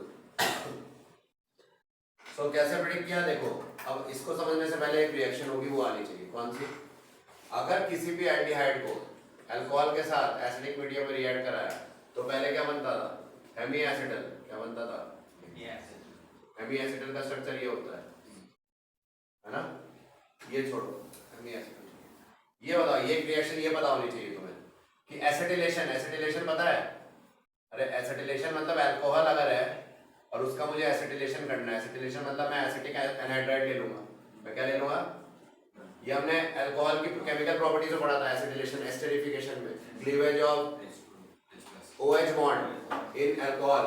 तो यहाँ पे हमने इन pyridine के प्रेजेंस में अगर मैंने इसकी रिएक्शन कराई क्या होगा, ये H देगा, तो ये क्या देगा, ये मतलब ये इधर जुड़ जाएगा इसके साथ, है ना, और ये H किसके साथ चला जाएगा, इसके साथ, तो CH3COH बन गया और CH3COR बन जाता था, ठीक है, उसी तरह से जब मैंने यहाँ देखो कितने OH है, कितने OH है टोटल 5, तो ये H हट जाएगा और ये H हट जाएगा जब मैं रिएक्शन किसके साथ कराऊंगा, एसिटिक एनहाइड्राइड के साथ। ये देखो एसिटिक एनहाइड्राइड की रिएक्शन इसके साथ कराई। अब सुनो क्या हुआ होगा, CH3CO ग्रुप H को हटा के लग जाएगा कि नहीं, तो यहाँ पे हमारा CHO तो ऐसे ही रहेगा, यहाँ पे क्या हो गया CHO COCH3 4 और यहाँ देखो H हट के क्या लग गया COCH3 और यहाँ पे भी CH2O और H हट के क्या लग गया COCH3। इसको बोला गया ग्लूकोज पेंटाएसिटेट या पेंटाएसिटेट ऑफ ग्लूकोज, पेंटाएसिटेट। सो इससे कंफर्म क्या हुआ बताओ, presence of 5 OH groups in the molecule. ठीक है, इस ग्लूकोज में यानी कि 5 OH ग्रुप है, ये कंफर्म हो गया क्योंकि पांचों डिस्प्लेस हो गए, पेंटाएसिटेट ग्रुप बन गया। ठीक है, बट ये जो पेंटाएसिटेट है ना, इसकी रिएक्शन जब हाइड्रोक्सिल से कराई, सुनो ये जो पेंटाएसिटेट है इसकी रिएक्शन जब हाइड्रोक्सिल से कराई तो हम यहाँ पे जब था नॉर्मल हाइड्रोक्सिल से करा रहे थे, क्या बन रहा था ग्लूकोऑक्साइड, बट जब इसकी रिएक्शन कराई तो यहाँ पे CHO ग्रुप फर्दर नहीं कुछ नहीं, समझ रहे हो मैंने क्या बोला, यहाँ पे CHO क्या कुछ ग्लूकोऑक्साइड बना पाया, नहीं बना पाया ना, यहाँ पे बना लिया CHO किसमें कन्वर्ट हो गया इसमें, बट यहाँ पे जो पेंटाएसिटेट ऑफ ग्लूकोज जब उसकी रिएक्शन हाइड्रोक्सिल से कराएंगे कोई रिएक्शन नहीं। ठीक है, इसका क्या मतलब हुआ,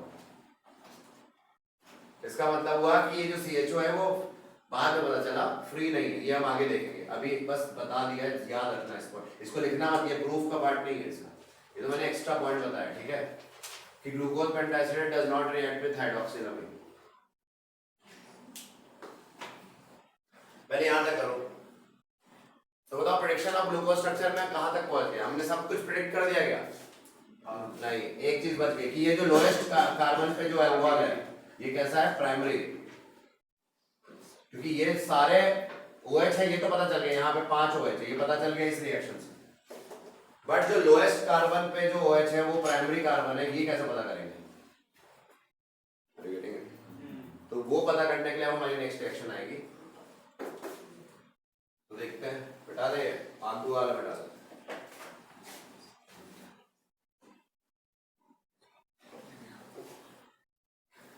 So last prediction is prediction of lowest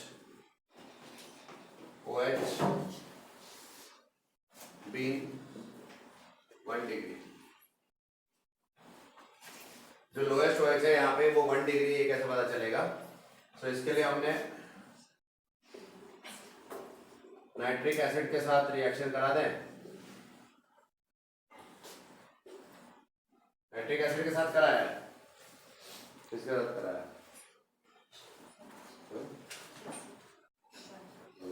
ठीक है ठीक है, नाइट्रिक एसिड के साथ करा देते हैं।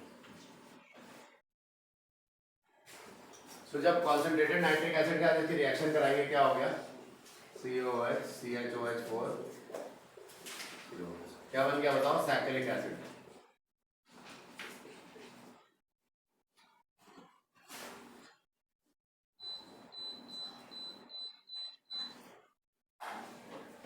देखो CHO CHOH CH2OH ये जो है, अब हमें सुनो CHO तो ऑब्वियस था, नाइट्रिक एसिड का COH बनाएगा, सो ये कोई बड़ी बात नहीं थी, बट बड़ी बात क्या थी, ये ग्रुप भी अगर COH में कन्वर्ट हो गया तो पक्का या 1 डिग्री अल्कोहल ही है, क्योंकि 2 डिग्री अल्कोहल कभी भी एसिड पे नहीं जाएगा, सो 1 डिग्री अल्कोहल एसिड में जा सकता है स्ट्रॉन्ग ऑक्सीडाइजिंग एजेंट में, और नाइट्रिक एसिड क्या है, स्ट्रॉन्ग ऑक्सीडाइजिंग एजेंट की प्रेजेंस में 1 degree alcohol conversion to acid, ये तो हमें पता ही है, तो ये पक्का हो गया, कंफर्म हो गया ना, सैकरिक एसिड बनने कंफर्म क्या करता है कि लोएस्ट कार्बन 1 डिग्री है विद अल्कोहल, है ना, अल्कोहल जो कंटेनिंग कार्बन है वो क्या है 1 डिग्री, क्लियर हो गया,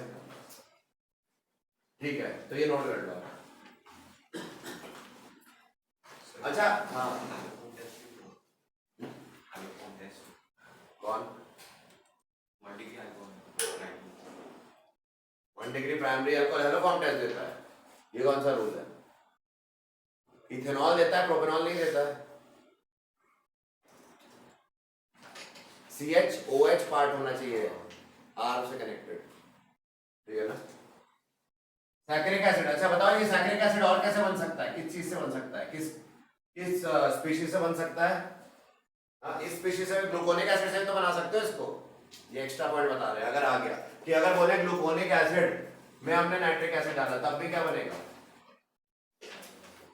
सैकरिक एसिड। अगर आ गया तो ये एनसीईआरटी में लिखा हुआ है तो सैकरिक, ये ग्लूकोनिक एसिड है तो ग्लूकोनिक एसिड को हमने नाइट्रिक एसिड डाला तो भी ये बने। क्यों? क्योंकि COH तो ऐसे ही रहेगा, अरे सॉरी ग्लूकोनिक एसिड है ना,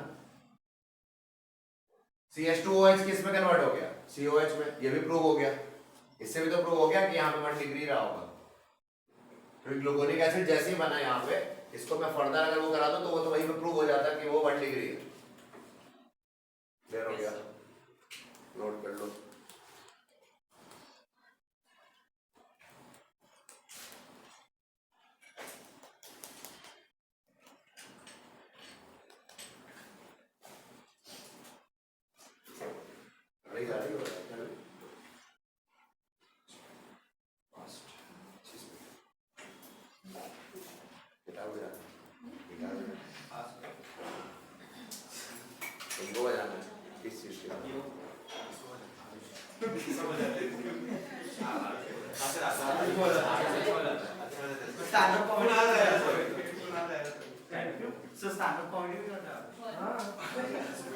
स्कूल में सबके सामने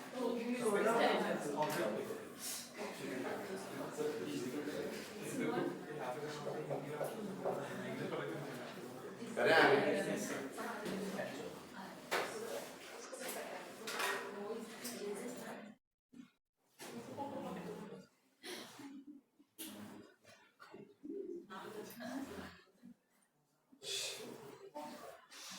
तो ये सब की वजह से क्या प्रूव हो गया कि ग्लूकोज का स्ट्रक्चर कैसा होना चाहिए, बोलो। हाँ, ऐसा हो सकता है कि नहीं, पता चल गया ना भाई कि यही स्ट्रक्चर हो सकता नहीं, यही है। ऐसा मान लिया किसने? फिशर ने। तो फिशर ने अपना ये ओपन चेन स्ट्रक्चर बोल दिया कि भाई यही है हमारा फिशर्स ओपन चेन स्ट्रक्चर।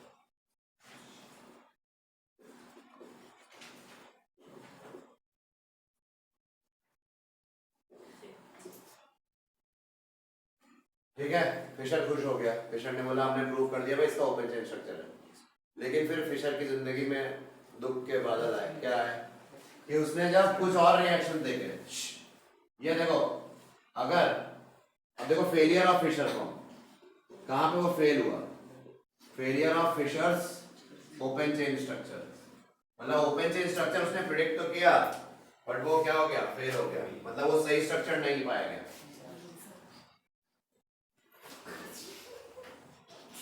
क्या होगा?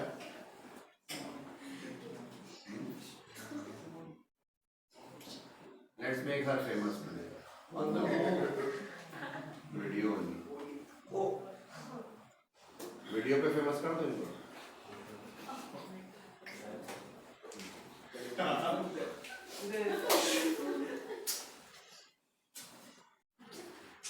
बताओ ये लोग क्या बात है।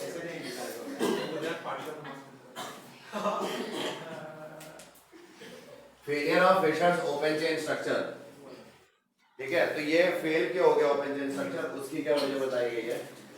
The structure of glucose explain most of the property but not all. देखो हुआ क्या, अभी अगर इसमें फ्री एल्डिहाइडिक ग्रुप है कि नहीं, होना चाहिए, और फ्री एल्डिहाइडिक ग्रुप है तो ये क्या देना चाहिए? शिफ्ट टेस्ट, ठीक है। शिफ्ट टेस्ट देना चाहिए कि नहीं? बट नहीं देता है, ठीक है। और अगर फ्री एल्डिहाइडिक ग्रुप होता तो इसको सोडियम बाइसल्फाइड एडिशन टेस्ट देना चाहिए कि नहीं? बट ये नहीं दे रहा है। तो ये शॉक पे चला गया फिशर, बोला कि अरे CHO है तो ये टेस्ट देने चाहिए बट नहीं दे रहा है, यानी कि ये स्ट्रक्चर भी जो मैंने प्रिडिक्ट किया उसने वो गलत हो गया, कहीं ना कहीं कुछ गड़बड़ है, कुछ तो है प्रॉब्लम इसमें। मोस्ट ऑफ द रिएक्शंस पे ये स्ट्रक्चर क्या कर रहा था? एक्सप्लेन, बट सारे रिएक्शंस को एक्सप्लेन नहीं कर पा रही है। तो अभी आगे देखेंगे इसने अपने स्ट्रक्चर को ओपन चेन से क्या बना दिया? साइक्लिक, ठीक है। अभी आगे देखेंगे। तो ये पहला रीजन समझ में आया, ड्रॉबैक क्यों फेलियर है? बोलो। ठीक है। दूसरा प्रॉब्लम क्या था, जो इसका पेंटा एसिटेट बनाया था मैंने, किसके साथ रिएक्ट करके, हाइड्रोक्सिल के साथ मैंने इसका क्या बनाया था, अरे पेंटा एसिटेट बनाया था ना, OCOCH3 SF4 और ये ग्लूकोज पेंटा एसिटेट था कि नहीं, बोलो। इसकी रिएक्शन जब हाइड्रोक्सिल अमीन से कराई गई फर्दर, तो हम क्या एक्सपेक्ट कर रहे थे कि हाइड्रोक्सिल अमीन से रिएक्शन कराने पे, सॉरी यहाँ पे हाइड्रोक्सिल अमीन नहीं, एनहाइड्राइड है, ये एसिटिक एनहाइड्राइड लिया ना, जब एसिटिक एनहाइड्राइड के साथ ग्लूकोज की रिएक्शन कराई गई ओपन चेन की, तो ये तो बनता था ग्लूकोज पेंटा एसिटेट, हाँ या ना। बट ये पेंटा एसिटेट मैंने बताया फर्दर रिएक्शन हाइड्रोक्सिल अमीन के साथ नहीं दे रहा। हम क्या एक्सपेक्ट कर रहे थे, हाइड्रोक्सिल अमीन के साथ क्या बनेगा बताओ, CHO हट के उसकी जगह क्या लग जाएगा, CH double bond NOH, but ऐसा नहीं हो रहा, यानी कि ये इंडिकेट करता है यहाँ का CHO फ्री नहीं है, मतलब ये रिएक्शन नहीं हुई, मतलब यहाँ का CHO फ्री नहीं है, ठीक है ना। तो इससे भी प्रॉब्लम आई, वो शॉक में चला गया, बोला ये कैसे हो रहा है। तो ये 3 मेन रीजन थे, और कौन से रीजन, 2 और रीजन थे। क्या रीजन थे कि ग्लूकोज को जब इसने हीट किया, कितने टेम्परेचर पे, 303 केल्विन एंड 371 केल्विन, है ना, 303 केल्विन एंड 371 केल्विन। सो अगर इसका इसने सॉल्यूशन को हीट किया तो क्या बना, अल्फा डी ग्लूकोज बना, ठीक है। और इसको 371 केल्विन पे हीट किया तो क्या बना, बीटा डी ग्लूकोज, मतलब साइक्लाइजेशन हो गई, बेसिकली क्या हो गई, तो ये भी प्रूव करती है रिएक्शन कि भाई ये यानी कि एक्चुअल स्ट्रक्चर नहीं हो सकता, क्योंकि ये इनके साथ इक्विलिब्रियम में जा रहा है, ये बना और फिर उसके साथ क्या चला गया, इक्विलिब्रियम में, ये भी बना, जैसे ही बना उसके साथ क्या चला गया, इक्विलिब्रियम में। तो ये 3 स्ट्रक्चर आपस में इक्विलिब्रियम में चले गए, ठीक है ना। सो ये आ गया। सो क्रिस्टलाइन फॉर्म्स होते हैं, exist in 2 crystalline form, alpha form is obtained by crystallization form of concentrated. तो जब ग्लूकोज का कॉन्सेंट्रेटेड फॉर्म लिया गया तब अल्फा डी ग्लूकोज बना, और हॉट एंड सैचुरेटेड लिया गया तो बीटा डी ग्लूकोज बना, ठीक है ना। ग्लूकोज के कॉन्सेंट्रेटेड फॉर्म से 303 केल्विन पे हीट करने पे अल्फा डी ग्लूकोज का क्रिस्टलाइन स्ट्रक्चर बना। ये क्या है, क्रिस्टलाइन, ये भी क्या है, क्रिस्टलाइन, ये भी क्या है, बीटा डी ग्लूकोज, क्रिस्टलाइन, याद रखना। और ये कब बन रहा है, जब ग्लूकोज का हॉट एंड सैचुरेटेड सॉल्यूशन लिया ग्लूकोज का ही, और 371 केल्विन पे हीट किया तो क्या बना, बीटा डी ग्लूकोज। अब आपसे क्वेश्चन क्या पूछ सकते हैं, छोटा सा पॉइंट एनसीईआरटी में बोलेंगे किसका मेल्टिंग पॉइंट ज्यादा, so melting point of alpha D glucose is 419 kelvin, और इसका मेल्टिंग पॉइंट कितना है, 423 केल्विन। तो बताओ मेल्टिंग पॉइंट किसका ज्यादा होगा, बीटा डी ग्लूकोज का। सो ये मेल्टिंग पॉइंट के ऊपर क्वेश्चन बना सकते हैं, ठीक है। So this is about the failure. क्या फेलियर थे, 5 पॉइंट्स थे। क्या पॉइंट्स थे, शिफ्ट टेस्ट नहीं दे रहा था, सोडियम बाइसल्फाइड एडिशन नहीं दे रहा था, जो इसका पेंटा एसिटेट था ग्लूकोज का वो हाइड्रोक्सिल अमीन के साथ रिएक्ट कर रहा है, इंडिकेटिंग कि यहाँ पे फ्री CHO नहीं है। और ये जो ग्लूकोज है, ये इसका कॉन्सेंट्रेटेड सॉल्यूशन जब ग्लूकोज का लिया गया और हीट किया 303 केल्विन पे तो क्रिस्टलाइन अल्फा डी ग्लूकोज बना, जिसका मेल्टिंग पॉइंट इतना। और इसका हॉट एंड सैचुरेटेड सॉल्यूशन लिया गया, उसको हीट किया गया 371 पे तो क्या बना, इसका क्रिस्टलाइन बीटा फॉर्म बना, जिसका मेल्टिंग पॉइंट क्या है, 423 केल्विन, ठीक है ना, इजी नोट कर लो।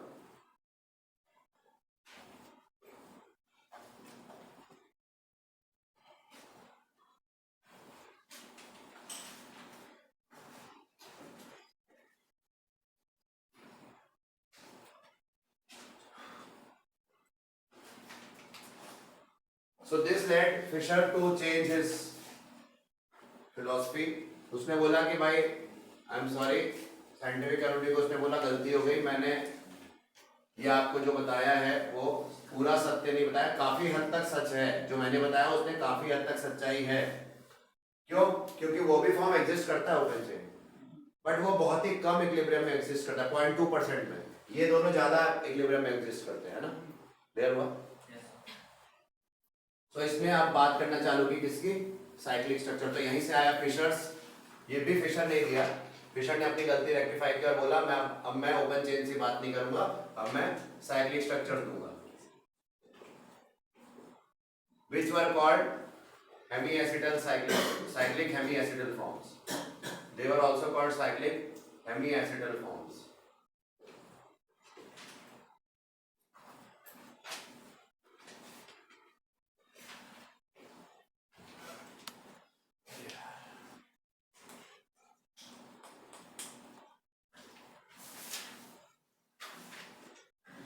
जाने से पहले अब मैं आपको एक पुरानी चीज याद करा दूं, तभी आपको ये समझ में आएगा।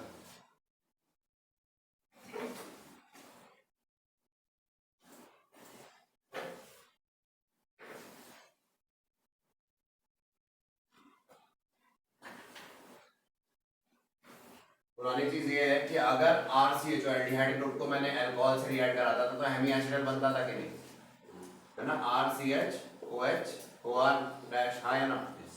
तो ये कैसे बनता था? ये ऐसे बनता था कि जब ऐसे इमेजिन कर सकते हो आप, मैं आपको रफ में बता रहा हूँ, एक्चुअल मैकेनिज्म इसकी अलग है, मैं समझाने के लिए बता रहा हूँ। इसका लोन पेयर जैसे इस पे अटैक करेगा और तो ये बॉन्ड इधर खुलेगा और इमेजिन करो इस बॉन्ड ने H को कैप्चर कर लिया, तो क्या बना? RCOR डैश HOH, ये तो बना। ऐसे आप इमेजिन कर सकते हो इसको, ठीक है। इमेजिन करने के लिए बता रहा हूँ, ऐसे असली में नहीं हो रहा होगा, लेकिन आपको समझना है जो मैं आप करने आ रहा हूँ उसके लिए।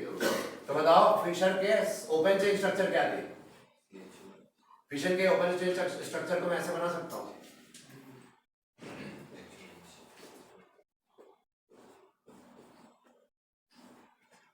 इसको थोड़ा ऐसे करके बना,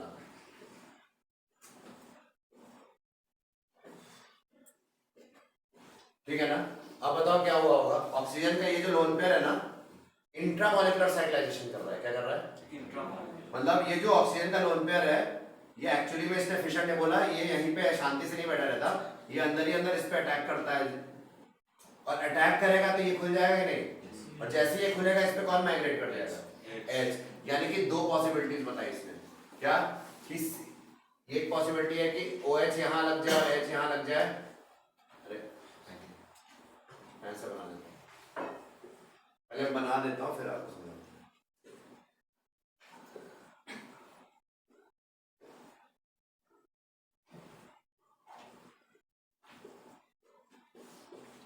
ये देखो ये बना के नहीं फॉर्म, क्यों? ये CH, ये देखो CH, यहाँ O पे माइनस आया और H यहाँ चला गया, तो OH ये वाला है ना, क्लियर हुआ? ये O पे माइनस जैसे आया उस पे क्या लग गया? H, ये वो वाला OH हो गया, है ना। और यहाँ से ऑक्सीजन जुड़ गया था, तो ये देखो ये ऑक्सीजन यहाँ से ब्रिज बना रहा है ना, और बाकी इसके नीचे तो हमने कॉपी कर दिया, ये OH ये वाला OH है, ये H ये वाला H है ना, ये OH ये वाला है। यहाँ से तो खैर साइक्लेशन हुई थी और यहाँ से क्लियर हो गया। ये कौन सा फॉर्म है? Alpha D glucose, alpha D glucose, है ना। और ये कौन सा फॉर्म है? अच्छा बताइए ये ग्लूकोज का क्या नाम होगा? क्या हम इसको लिख सकते हैं D plus glucose? Remember glucose is always dextro rotatory, इसलिए इसको डेक्स्ट्रोज कहते हैं। Why it is called dextrose? Because glucose is always dextro rotatory, है ना, प्लस है ना ये। और कैपिटल D क्यों लगाया? क्योंकि लोएस्ट ग्रुप पे OH है, ये तो समझ में आया। ये क्या है? इसको क्या बोलेंगे? D है, ये क्या है? L है, ये क्या है? D, और ये भी क्या है? D, और लोएस्ट कायरल कार्बन पे क्या है? D, इसलिए पूरे मॉलिक्यूल को हम क्या बोल देंगे? D। लोएस्ट कायरल कार्बन में decide the name of the entire, lowest chiral carbon का कॉन्फ़िगरेशन क्या है? D, तो कैपिटल D लिख दिया, ठीक है। तो ये DL इंडिविजुअल तो लिख सकते हो कॉन्फ़िगरेशंस क्या क्या हैं, लेकिन ओवरऑल अगर कॉन्फ़िगरेशन जानना हो तो लोएस्ट कायरल कार्बन को देखो, तो उसमें D है तो यहाँ पे भी D लिखा जाएगा। तो ये D प्लस ग्लूकोज था, इसलिए ये अल्फा D प्लस ग्लूकोज हुआ। ये डैश है, ये माइनस नहीं है, ये डैश लगा है। और दूसरा क्या बनेगा बताओ? दूसरी पॉसिबिलिटी क्या है? मतलब बस मैं फ्लिप कर दूं, एक बार जब उसने अटैक किया तो O माइनस आया, अब वो H इधर, OH इधर भी बन सकता था और OH उस तरफ भी तो बन सकता था ना, क्योंकि इक्वल प्रोबेबिलिटी से अटैक हुआ है ना। अरे न्यूक्लियोफिलिक एडिशन होता है तो sp2 कार्बन sp3 में बदलता है, सो प्रोबेबिलिटी तो सेम रहती है ना दोनों तरफ से अटैक की। देखो मैंने सही लिखा है, कितने कार्बन हो गए? 1 2 3 4 5, ठीक है। ये फर्स्ट कार्बन है यहाँ पे, जैसे ये फर्स्ट कार्बन है, तो ये क्या बना है? इस फॉर्म को क्या बोला गया? बीटा D प्लस ग्लूकोज, है ना, है ना। तो अब आप मुझे बताओ क्या ये दोनों, ये क्या है? ओपन चेन स्ट्रक्चर है ग्लूकोज का, ये दोनों क्या है? साइक्लिक। और इनको हेमी एसिटल फॉर्म क्यों बोला गया? क्योंकि ये तो हेमी एसिटल जैसा दिख रहा है ना, वैसे यहाँ पे भी तो रिएक्शन हेमी एसिटल जैसी हुई, तो ये दोनों क्या कहलाएंगे? Cyclic hemiacetal form.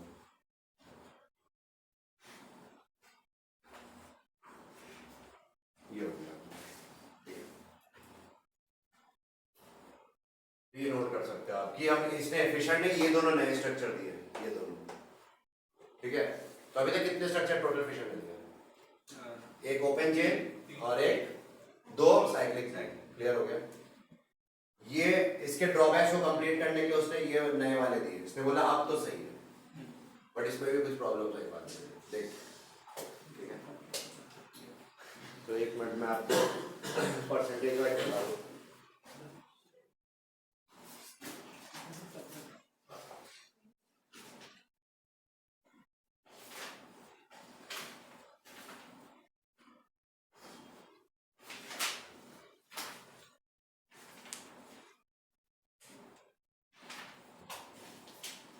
Beta D glucose और अल्फा डी ग्लूकोज, ठीक है।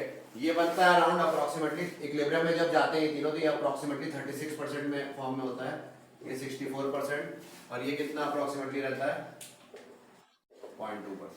बताओ सबसे ज्यादा स्टेबल कौन होगा इक्विलिब्रियम में,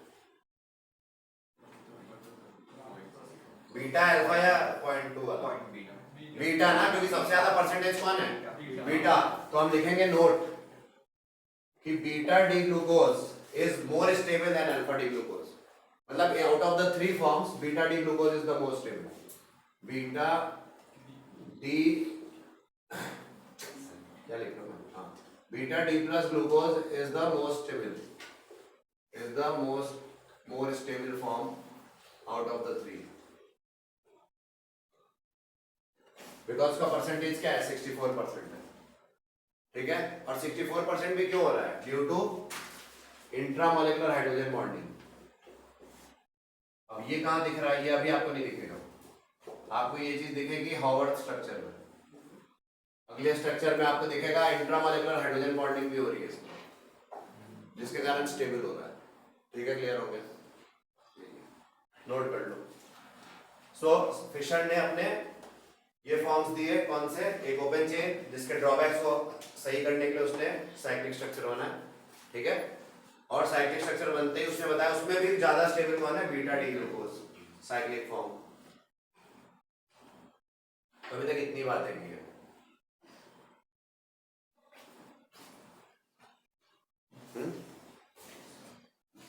समझ में आ गया ना, पक्का कोई डाउट नहीं, ठीक है। मैं कर रहा हूं फिर आगे।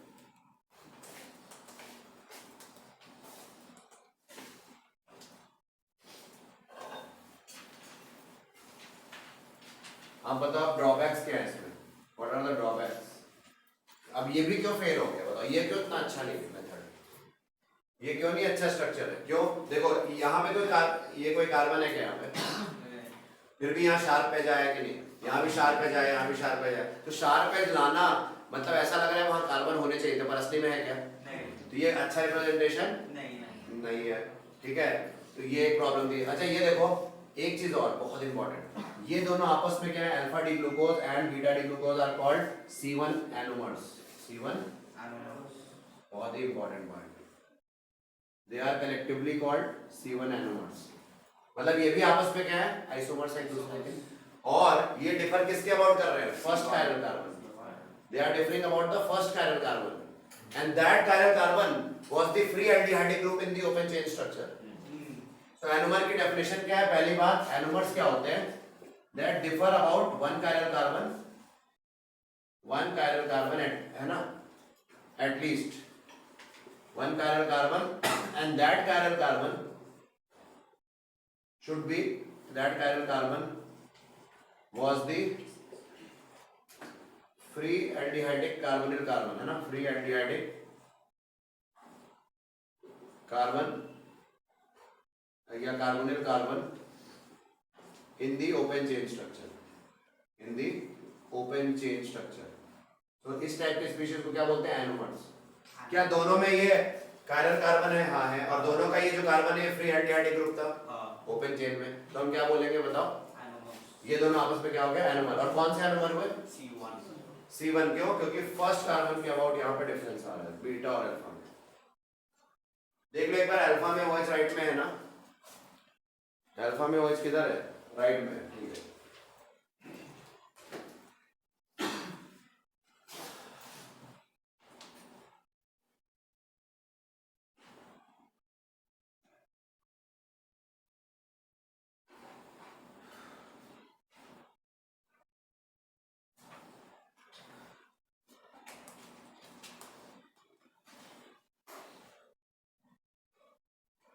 ट्यूसडे तक ये चैप्टर खत्म हो जाएगा। कल क्या दिन है? कल है अपना लेक्चर क्या? कल सिर्फ एक ही है। एक ही है।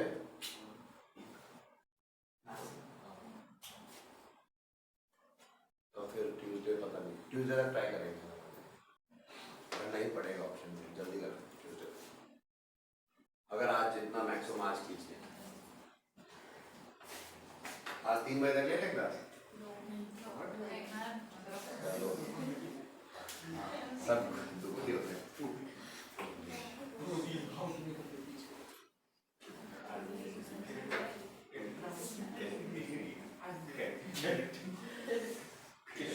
अच्छा चुप हो जाओ, ये देखो कैसे आ रहा हूँ। सिमोन में तक मत पड़े, खुद नहीं पढ़ के तुम लोगों को बना देगी।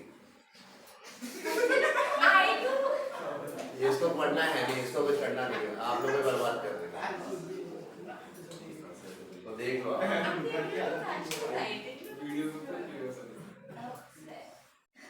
अच्छा ठीक है, इधर आओ बस।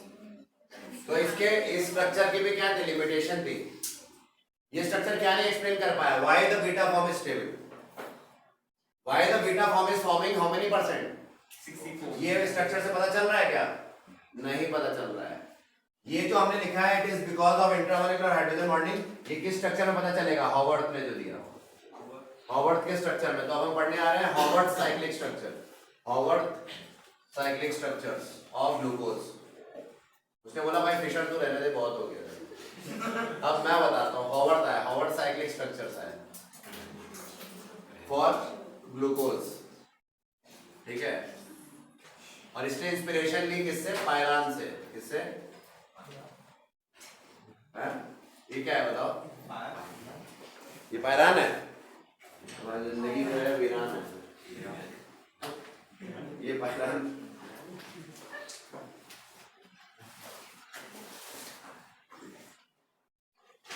पायरान बोल रहा है। प्यूरान और पायरान दोनों भाई भाई है ना भाई, एक ऑक्सीजन है ना,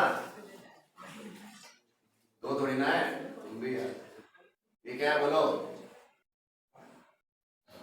पायरान, ठीक है ना। तो पायरान से मिलता जुलता जब इसने एक साइक्लिक स्ट्रक्चर दिया ग्लूकोज का, उसको बोला गया ग्लूकोपायरानोज स्ट्रक्चर। इसने कौन से स्ट्रक्चर दिए? Glucopyranose structure.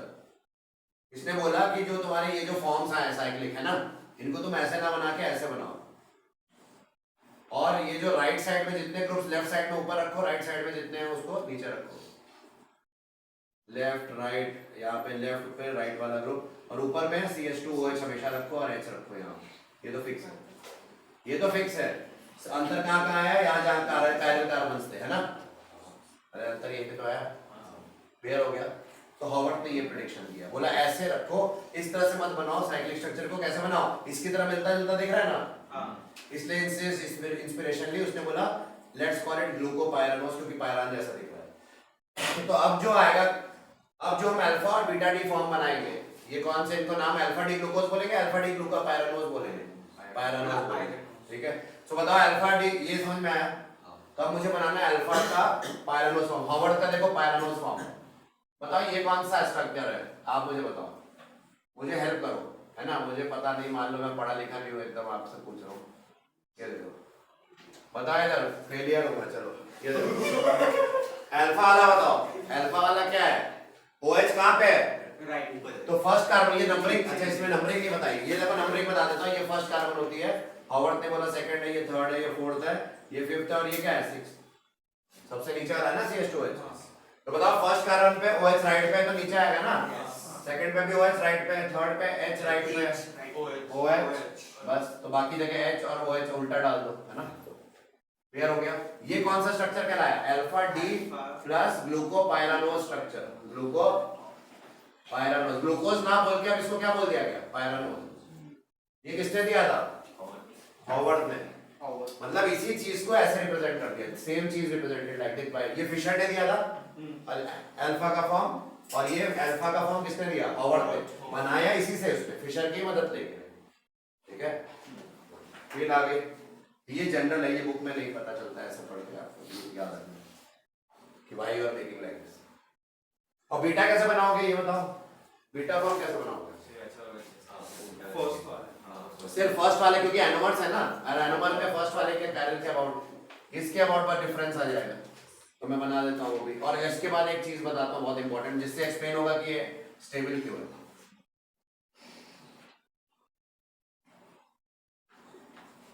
देख लो सब कुछ सेम है, इधर देखो, इधर प्रैक्टिस करनी पड़ेगी, ऐसे नहीं सवाल बनेंगे। ये देखो ये सही बनाया, ये बीटा डी ग्लूकोज है कि नहीं, बीटा डी प्लस ग्लूकोपाइरानोज, देख लो एक बार, सही है ना, तो सही तो होगा, मैंने बनाया है, ठीक है। ये देखो अब यहाँ OH है कि नहीं, OH है। अब यहाँ देखो हॉवर्ड्स के स्ट्रक्चर से कैसे पता चल रहा है स्टेबल है, सुनो, ये जो OH है, ये OH का O जो है, H का ये बॉन्ड रोटेट कर सकता है, और यहाँ पे इंट्रामॉलिक्यूलर हाइड्रोजन बॉन्डिंग दिख रही है क्या आपको, है ना, तो ये इंट्रामॉलिक्यूलर हाइड्रोजन बॉन्डिंग की वजह से ये बीटा फॉर्म 64% एग्जिस्ट करता है, स्टेबल होता है, ठीक है, क्लियर हुआ। ये जो पॉइंट लिखा समझ में आया, बीटा में क्या हो रहा है,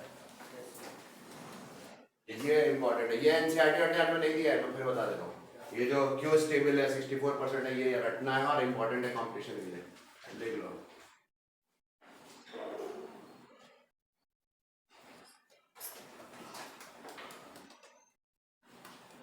तो ये जो बीटा डी ग्लूकोज का फिशर फॉर्म था, इसी को बीटा डी ग्लूकोपाइरानोज बोल दिया हॉवर्ड ने। हॉवर्ड ने इन दोनों को मॉडिफाई करके अपना बना लिया इस तरह से।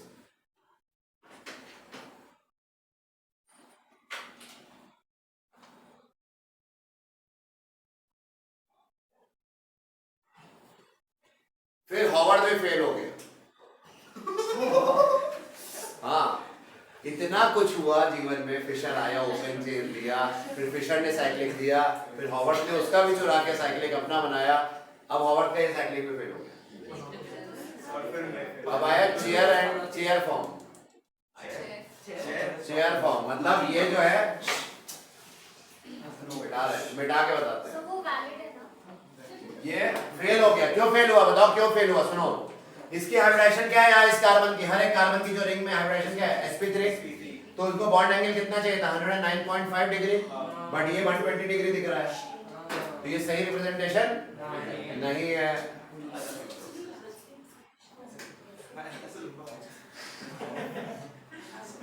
अरे समझ रहे हो, इवन तो एनसीईआरटी में इतना भी कर लिया बहुत है, उससे आगे नहीं NCERT, but chair form combination में आ जाता है। इसी का चेयर फॉर्म देख लो, मैं बता दे रहा, बहुत आसानी से समझ में आ जाएगा। ये देखो इसका चेयर फॉर्म देखो, इधर ध्यान दो, इस चीज को हॉवर्ड का ये फॉर्म को मैं चेयर फॉर्म में कन्वर्ट करना है अगर मुझे, तो बहुत ही आसानी से आप ऐसे बना के और यहाँ ऑक्सीजन लगा दो,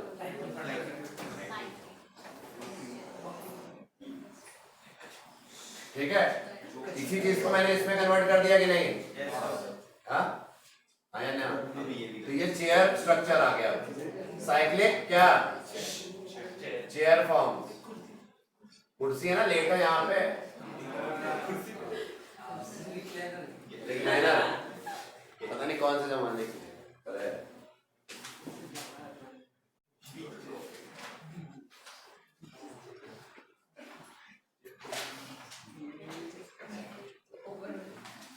यहाँ पे कैसा होता है, ये देखो, यहाँ पे एक ग्रुप होगा लेफ्ट वाला राइट, है ना, फिर लेफ्ट वाला राइट, फिर यहाँ पे लेफ्ट राइट, यहाँ पे लेफ्ट राइट, और यहाँ पे CH2OH और H, ये तो अपना फिक्स है ना, ये तो फिक्स है। देख लो एक बार, जैसे अल्फा डी ग्लूकोज मुझे बनाना है, मान लो अल्फा डी ग्लूकोज कैसा दिख रहा है यहाँ पे, ये ऐसा है, इसी को मैं यहाँ लाना है। फर्स्ट कार्बन कौन सा है, ये फर्स्ट है, ये क्या है, फर्स्ट है ना, देखो मैं ऐसे बनाने जा रहा हूँ। यहाँ पे क्या आएगा बताओ, लेफ्ट में कौन सा ग्रुप है, वहां पे अल्फा में H, तो यहाँ पे भी क्या आएगा H, पहले मैं बना देता हूँ, ये देख लो, चेक कर लो, HOH OH OH CH2OH, देख लो सही है क्या, देखो सही है क्या, ये कौन सा है, अल्फा डी ग्लूकोज, ये अल्फा डी प्लस ग्लूकोपाइरानोज बोला था ना उसने, ठीक है, वही चीज है। वो जो ये स्ट्रक्चर है, इसी को चेयर फॉर्म में मैंने ऐसा बनाया, देखो मैच कर रहा है मेरे नंबरिंग से।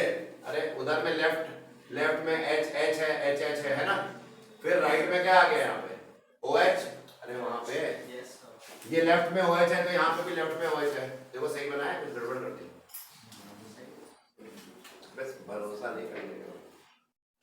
OH राइट में, फिर OH लेफ्ट में है ना, तो यहाँ लेफ्ट आएगा, यहाँ राइट आएगा, और फिर OH राइट में है, OH राइट में होगा तो यहाँ आएगा ना राइट, और यहाँ लेफ्ट, समझ रहे हो? अब सही हो गया। ये इसका जनरल रिप्रेजेंटेशन, ये चेयर फॉर्म का जनरल है। नंबरिंग यहां से करते हैं 1 2 3 4 5 एंड सो। ठीक है, क्लियर हो गया? बीटा बना लोगे इसी तरह से चेयर में। हाँ सर, हाँ। बीटा में कुछ नहीं करना, बस OH और यहाँ H कर देना। हाँ सर। बताइए स्टेबल ये क्यों माना गया चेयर फॉर्म? क्योंकि यहाँ पे sp3 भी है और हर एक कार्बन 109.5 डिग्री के ऑलमोस्ट बराबर है अरेंजमेंट में, है ना? इस तरह से चेयर ऐसा फॉर्म दिया। तो हम लोग मोस्टली लेकिन इस चैप्टर में हॉवर्ड तक ही स्टिक करेंगे। ये मैंने एक्स्ट्रा इसलिए बता दिया, अगर आपको ऐसा दिखे तो डरने की बात नहीं है, डरने की बात नहीं है ना? क्योंकि ये क्या है, बेसिकली हॉवर्ड का ही एक्सटेंशन है साइक्लिक चेयर फॉर्म का। तो हम लोग वैसे ये यूज करने वाले हैं चैप्टर में, ठीक है?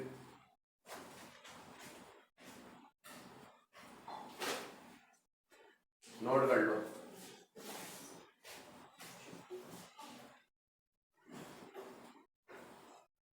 नोट करो, नोट।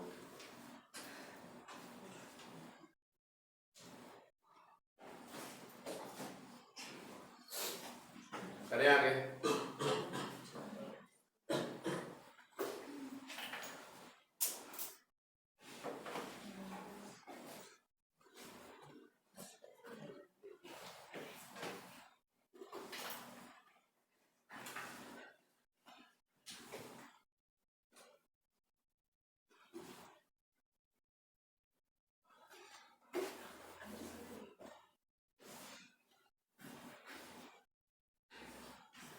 तो ये किसके स्ट्रक्चर्स की बात हुई अभी तक? हाँ? किसके स्ट्रक्चर्स की बात चल रही है? अभी ग्लूकोज की चल रही है ना? अब एक चीज और बता दूं, ग्लूकोज के स्ट्रक्चर में एक फिनोमेना होता है म्यूटा रोटेशन। क्या होता है? म्यूटा रोटेशन। ठीक है, मत करो डिस्टर्ब, आपको ज्यादा कर रहे हो। आज मैं मूड अच्छा तो फायदा उठा रहा हूँ, लोग उतना अच्छा नहीं है पर कोशिश कर रहा हूँ मैं, इसलिए आप मुझे डिस्ट्रैक्ट हो। Alpha D glucose in pure crystalline form,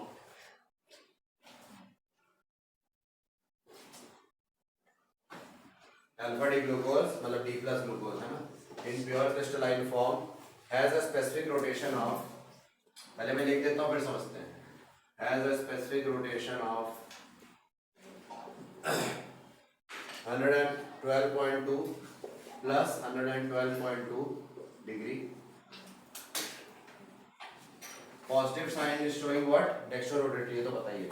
now if we put alpha D glucose on placing alpha D glucose in water,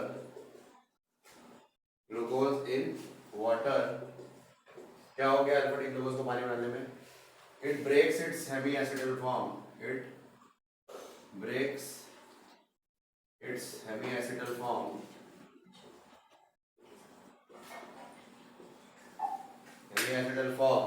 into free aldehydic form, into free aldehydic form, and converts into open chain structure, open chain form, open chain structure, due to which its specific rotation decreases to, due to which its specific rotation reduces to plus 52.7 degree, है ना? इसी तरह से beta D glucose in its pure crystalline form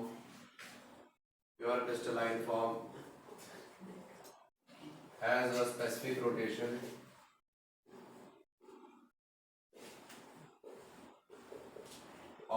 plus 18.7 degree plus 18.7 degree on placing it in water, on placing beta D glucose in water, its specific rotation changes to, its specific rotation increases to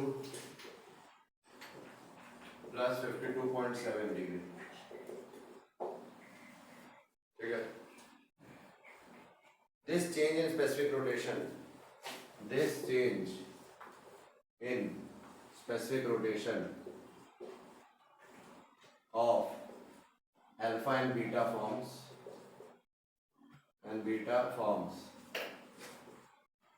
on placing in water, on placing it in water, on reacting it in water is called Mutah rotation. ठीक है?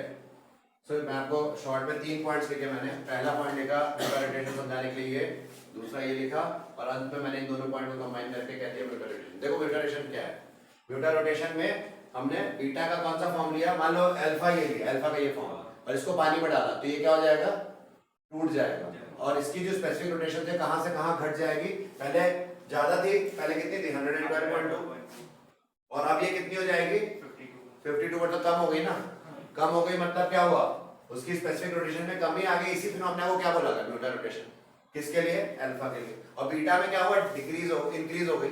18.7 से कितनी हो गई 52.7. क्या हो गई specific rotation. Specific rotation क्या होता है, अल्फा होता है ना. Alpha is called specific rotation.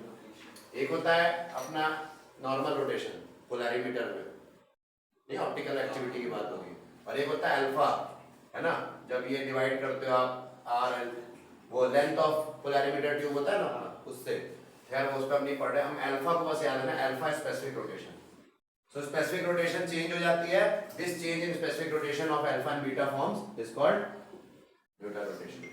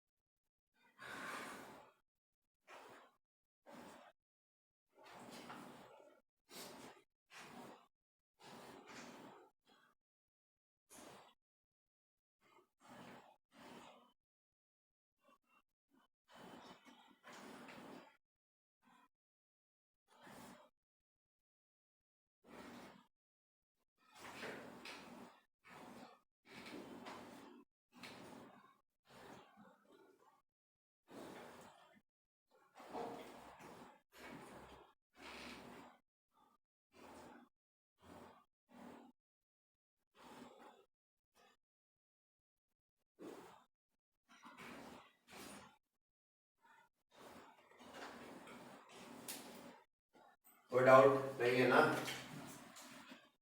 तो यही चीज होती है म्यूटा रोटेशन. इसमें क्वेश्चन आ सकता है व्हाट इज दिस. तो आपको एंगल्स याद होने चाहिए, स्पेसिफिक रोटेशन याद होनी चाहिए सबकी.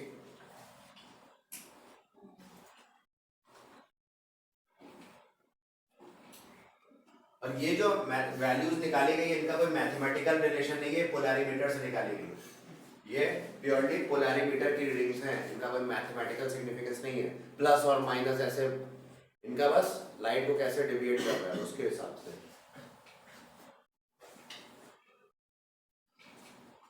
अरे पहले लाइट को कैसे बेंड कर रहा था, ऐसे ज्यादा, अब लाइट को कम बेंड कर रहा है. ये तो हुआ अल्फा फॉर्म. और बीटा को पहले कम कर रहा था, अब बीटा वाला पानी में डालने में ज्यादा कर रहा है. ये तो हो रहा है.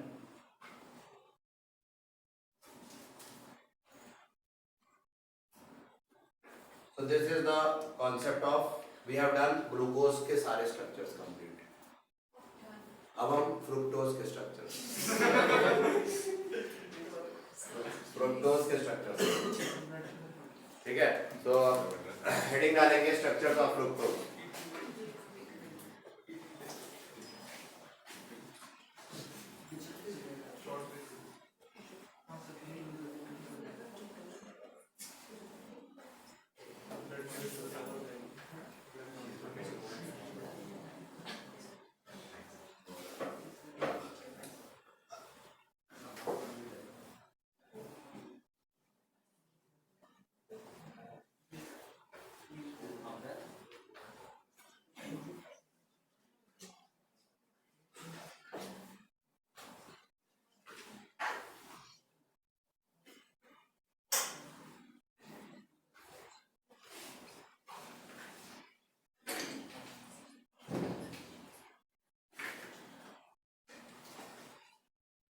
Structure of fructose.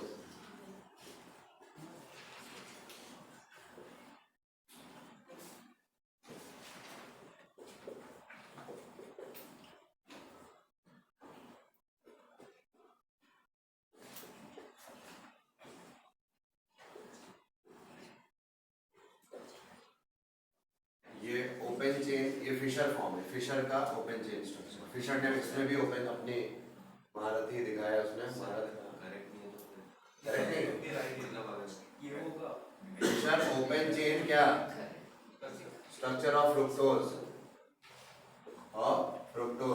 करेक्ट नहीं है, मतलब ये नहीं कि फॉर्म में एग्जिस्ट नहीं करता, इक्विलिब्रियम पे एग्जिस्ट करता है बट कम फॉर्म में एग्जिस्ट करता है।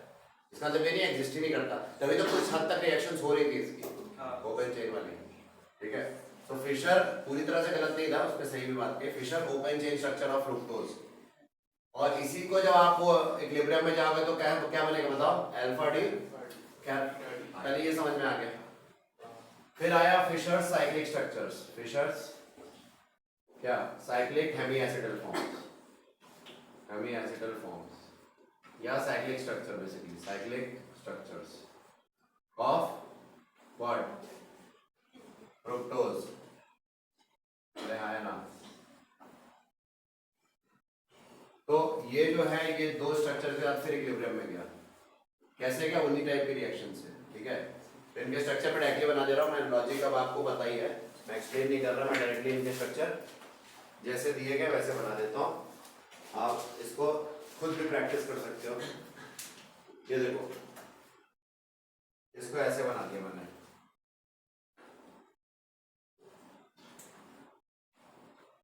यहाँ थोड़ा अजीब सा हो रहा है, ये CH2OH भी आ गया, HOH OH H H और यहाँ से इसको, और एक ये अल्फा हो गया, अल्फा डी माइनस। ये क्या होता है? माइनस होता है, मतलब लीवो रोटेटरी होता है। फ्रुक्टोफ्यूरानोज बोले या फ्रुक्टोज अभी के लिए बोल देते हैं। और बीटा बनाना हो तो बस इसी को फ्लिप कर दिया इधर। क्या हो गया बताओ? हंसी कर रही है, दुख है क्या तुझे? क्या सिमोन वायर डिस्ट्रैक्टिंग हो रही है। आप लोग उसके चक्कर में मत पड़, मैं फिर कह रहा हूँ कोई नहीं पड़ रहा। Very good very good. Beta D minus, ये भी माइनस, क्योंकि फ्रुक्टोज हमेशा levo rotatory, fructose is always levo rotatory. ठीक है, ये याद रखना, फ्रुक्टोज लीवो रोटेटरी होता है, ग्लूकोज क्या होता है? Extra rotatory. सही है ना? Yes sir. ठीक है, तो ये बन हाँ बंद कर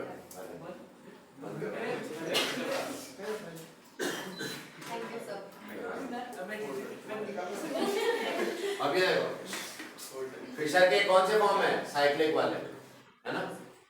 ठीक है ना, साइक्लिक फॉर्म है। और फिर इसने क्या किया? फिर हॉवर्ड था, उसने बोला भाई तुम जो है तुमसे नहीं हो पाएगा। हॉवर्ड साइक्लिक स्ट्रक्चर इसने इसके लिए भी दिया। इसने बोला भाई तो तुम, इसने जैसे ग्लूकोज के लिए पायरानोज स्ट्रक्चर दिया था, इसके लिए फ्यूरानोज स्ट्रक्चर दिया। फ्यूरान क्या होता है? फ्यूरान इज दिस, तो फ्यूरान से मिलता जुलता है ना। तो इसने बोला फ्रुक्टोफ्यूरानोज स्ट्रक्चर दिया इसने, बेसिकली फ्रुक्टोफ्यूरानोज। ठीक है ना? Clear structure.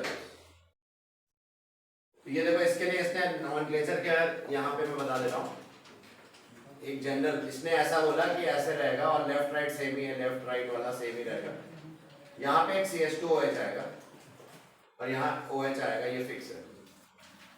और यहाँ लेफ्ट राइट लेफ्ट, और यहाँ पे भी CH2OH और H आएगा, ये फिक्स है। सो बस अंतर आएगा इन पोजिशन में। ठीक है ना? तो बना लेना। अब इसको बनाओ, अल्फा वाले को बनाओ, अल्फा डी फ्रुक्टोफ्यूरानोज कैसा बनेगा बताओ? अल्फा डी फ्रुक्टोफ्यूरानोज बनाओ। ये देखो CH2OH तो रहेगा यहाँ पे। एक मिनट, ये क्या है? ये अपना अलग हो गया ना, यहाँ भी लेफ्ट राइट आएगा ना। तो यहाँ पे बताओ अल्फा में लेफ्ट कौन सा है? CH2OH, तो वो ऊपर हो गया। और OH कहाँ पे? राइट में। फिर लेफ्ट में कौन है? OH, फिर H, फिर लेफ्ट में कौन है? H OH और फिर यहाँ तो वैसे ही रहेगा, यहाँ पे क्या होगा CH2OH रहेगा और H रहेगा। ये क्या बन गया अल्फा डी अल्फा क्या डी माइनस फ्रुक्टोफ्यूरानोज, समझ रहे हो। और बीटा वाला बनाना है, ये वाला बनाना है, इसको कैसे बनाएंगे बीटा वाले को, सब कुछ सेम है क्या देखो CH2OH, अब उल्टा हो जाएगा ना OH CH2OH, बाकी सब सेम है, नहीं सेम नहीं है, यहाँ पे OH है OH सही बना है देखो, हाँ सही है सही है, देख लो ये क्या हो गया, ये किसका क्या नाम दिया गया बीटा डी माइनस फ्रुक्टोफ्यूरानोज, ये क्लियर है कि नहीं। ये देखो यहाँ पे ये डी है ना, ये डी फ्रुक्टोज क्यों बोल रहे हैं, क्योंकि ये डी लोएस्ट कैलन कार्बन पे डी है, डी क्या है डी फ्रुक्टोज था है ना, क्या हो गया डी फ्रुक्टोज था है ना। और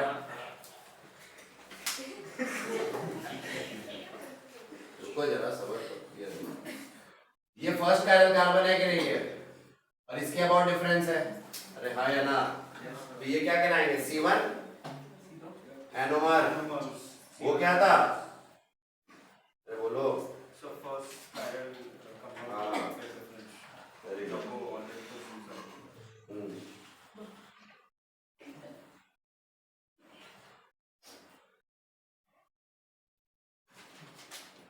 तो fructose is a pure form में अपने एक स्वीटनर होता है ये है ना, it is a sweetener in pure form. और अब बताओ ओपन चेन स्ट्रक्चर फिशर ने दिया, फिर फिशर ने एक साइक्लिक बनाया और हॉवर्थ ने आके उसको क्या किया मॉडिफाई किया, बोला नहीं ये जनरल रिप्रेजेंटेशन है, तो इसका अल्फा फॉर्म ये चीज तुमने ऐसे बनाई और ये चीज तुमने ऐसे बनाया है ना, क्लियर हो गया। फ्रुक्टोज से मिलता जुलता था तो अब इसको फ्रुक्टोज ना कह के इसने फ्रुक्टोफ्यूरानोज कहना चालू किया, ये सेम स्ट्रक्चर था ठीक है। इसका क्लियर फॉर्म भी हो सकता है इसी तरह, तो बनाने की जरूरत नहीं है, समझिए ठीक है, नहीं हो सकता इसका, यही है, नोट करो नोट करो, कितना पढ़ाऊंगा खत्म ही नहीं हो रहा, खत्म हो गया ये मोनोसैकेराइड्स, अब हम चलते हैं डाइसैकेराइड्स पे नेक्स्ट क्लास में। Thank you, sir.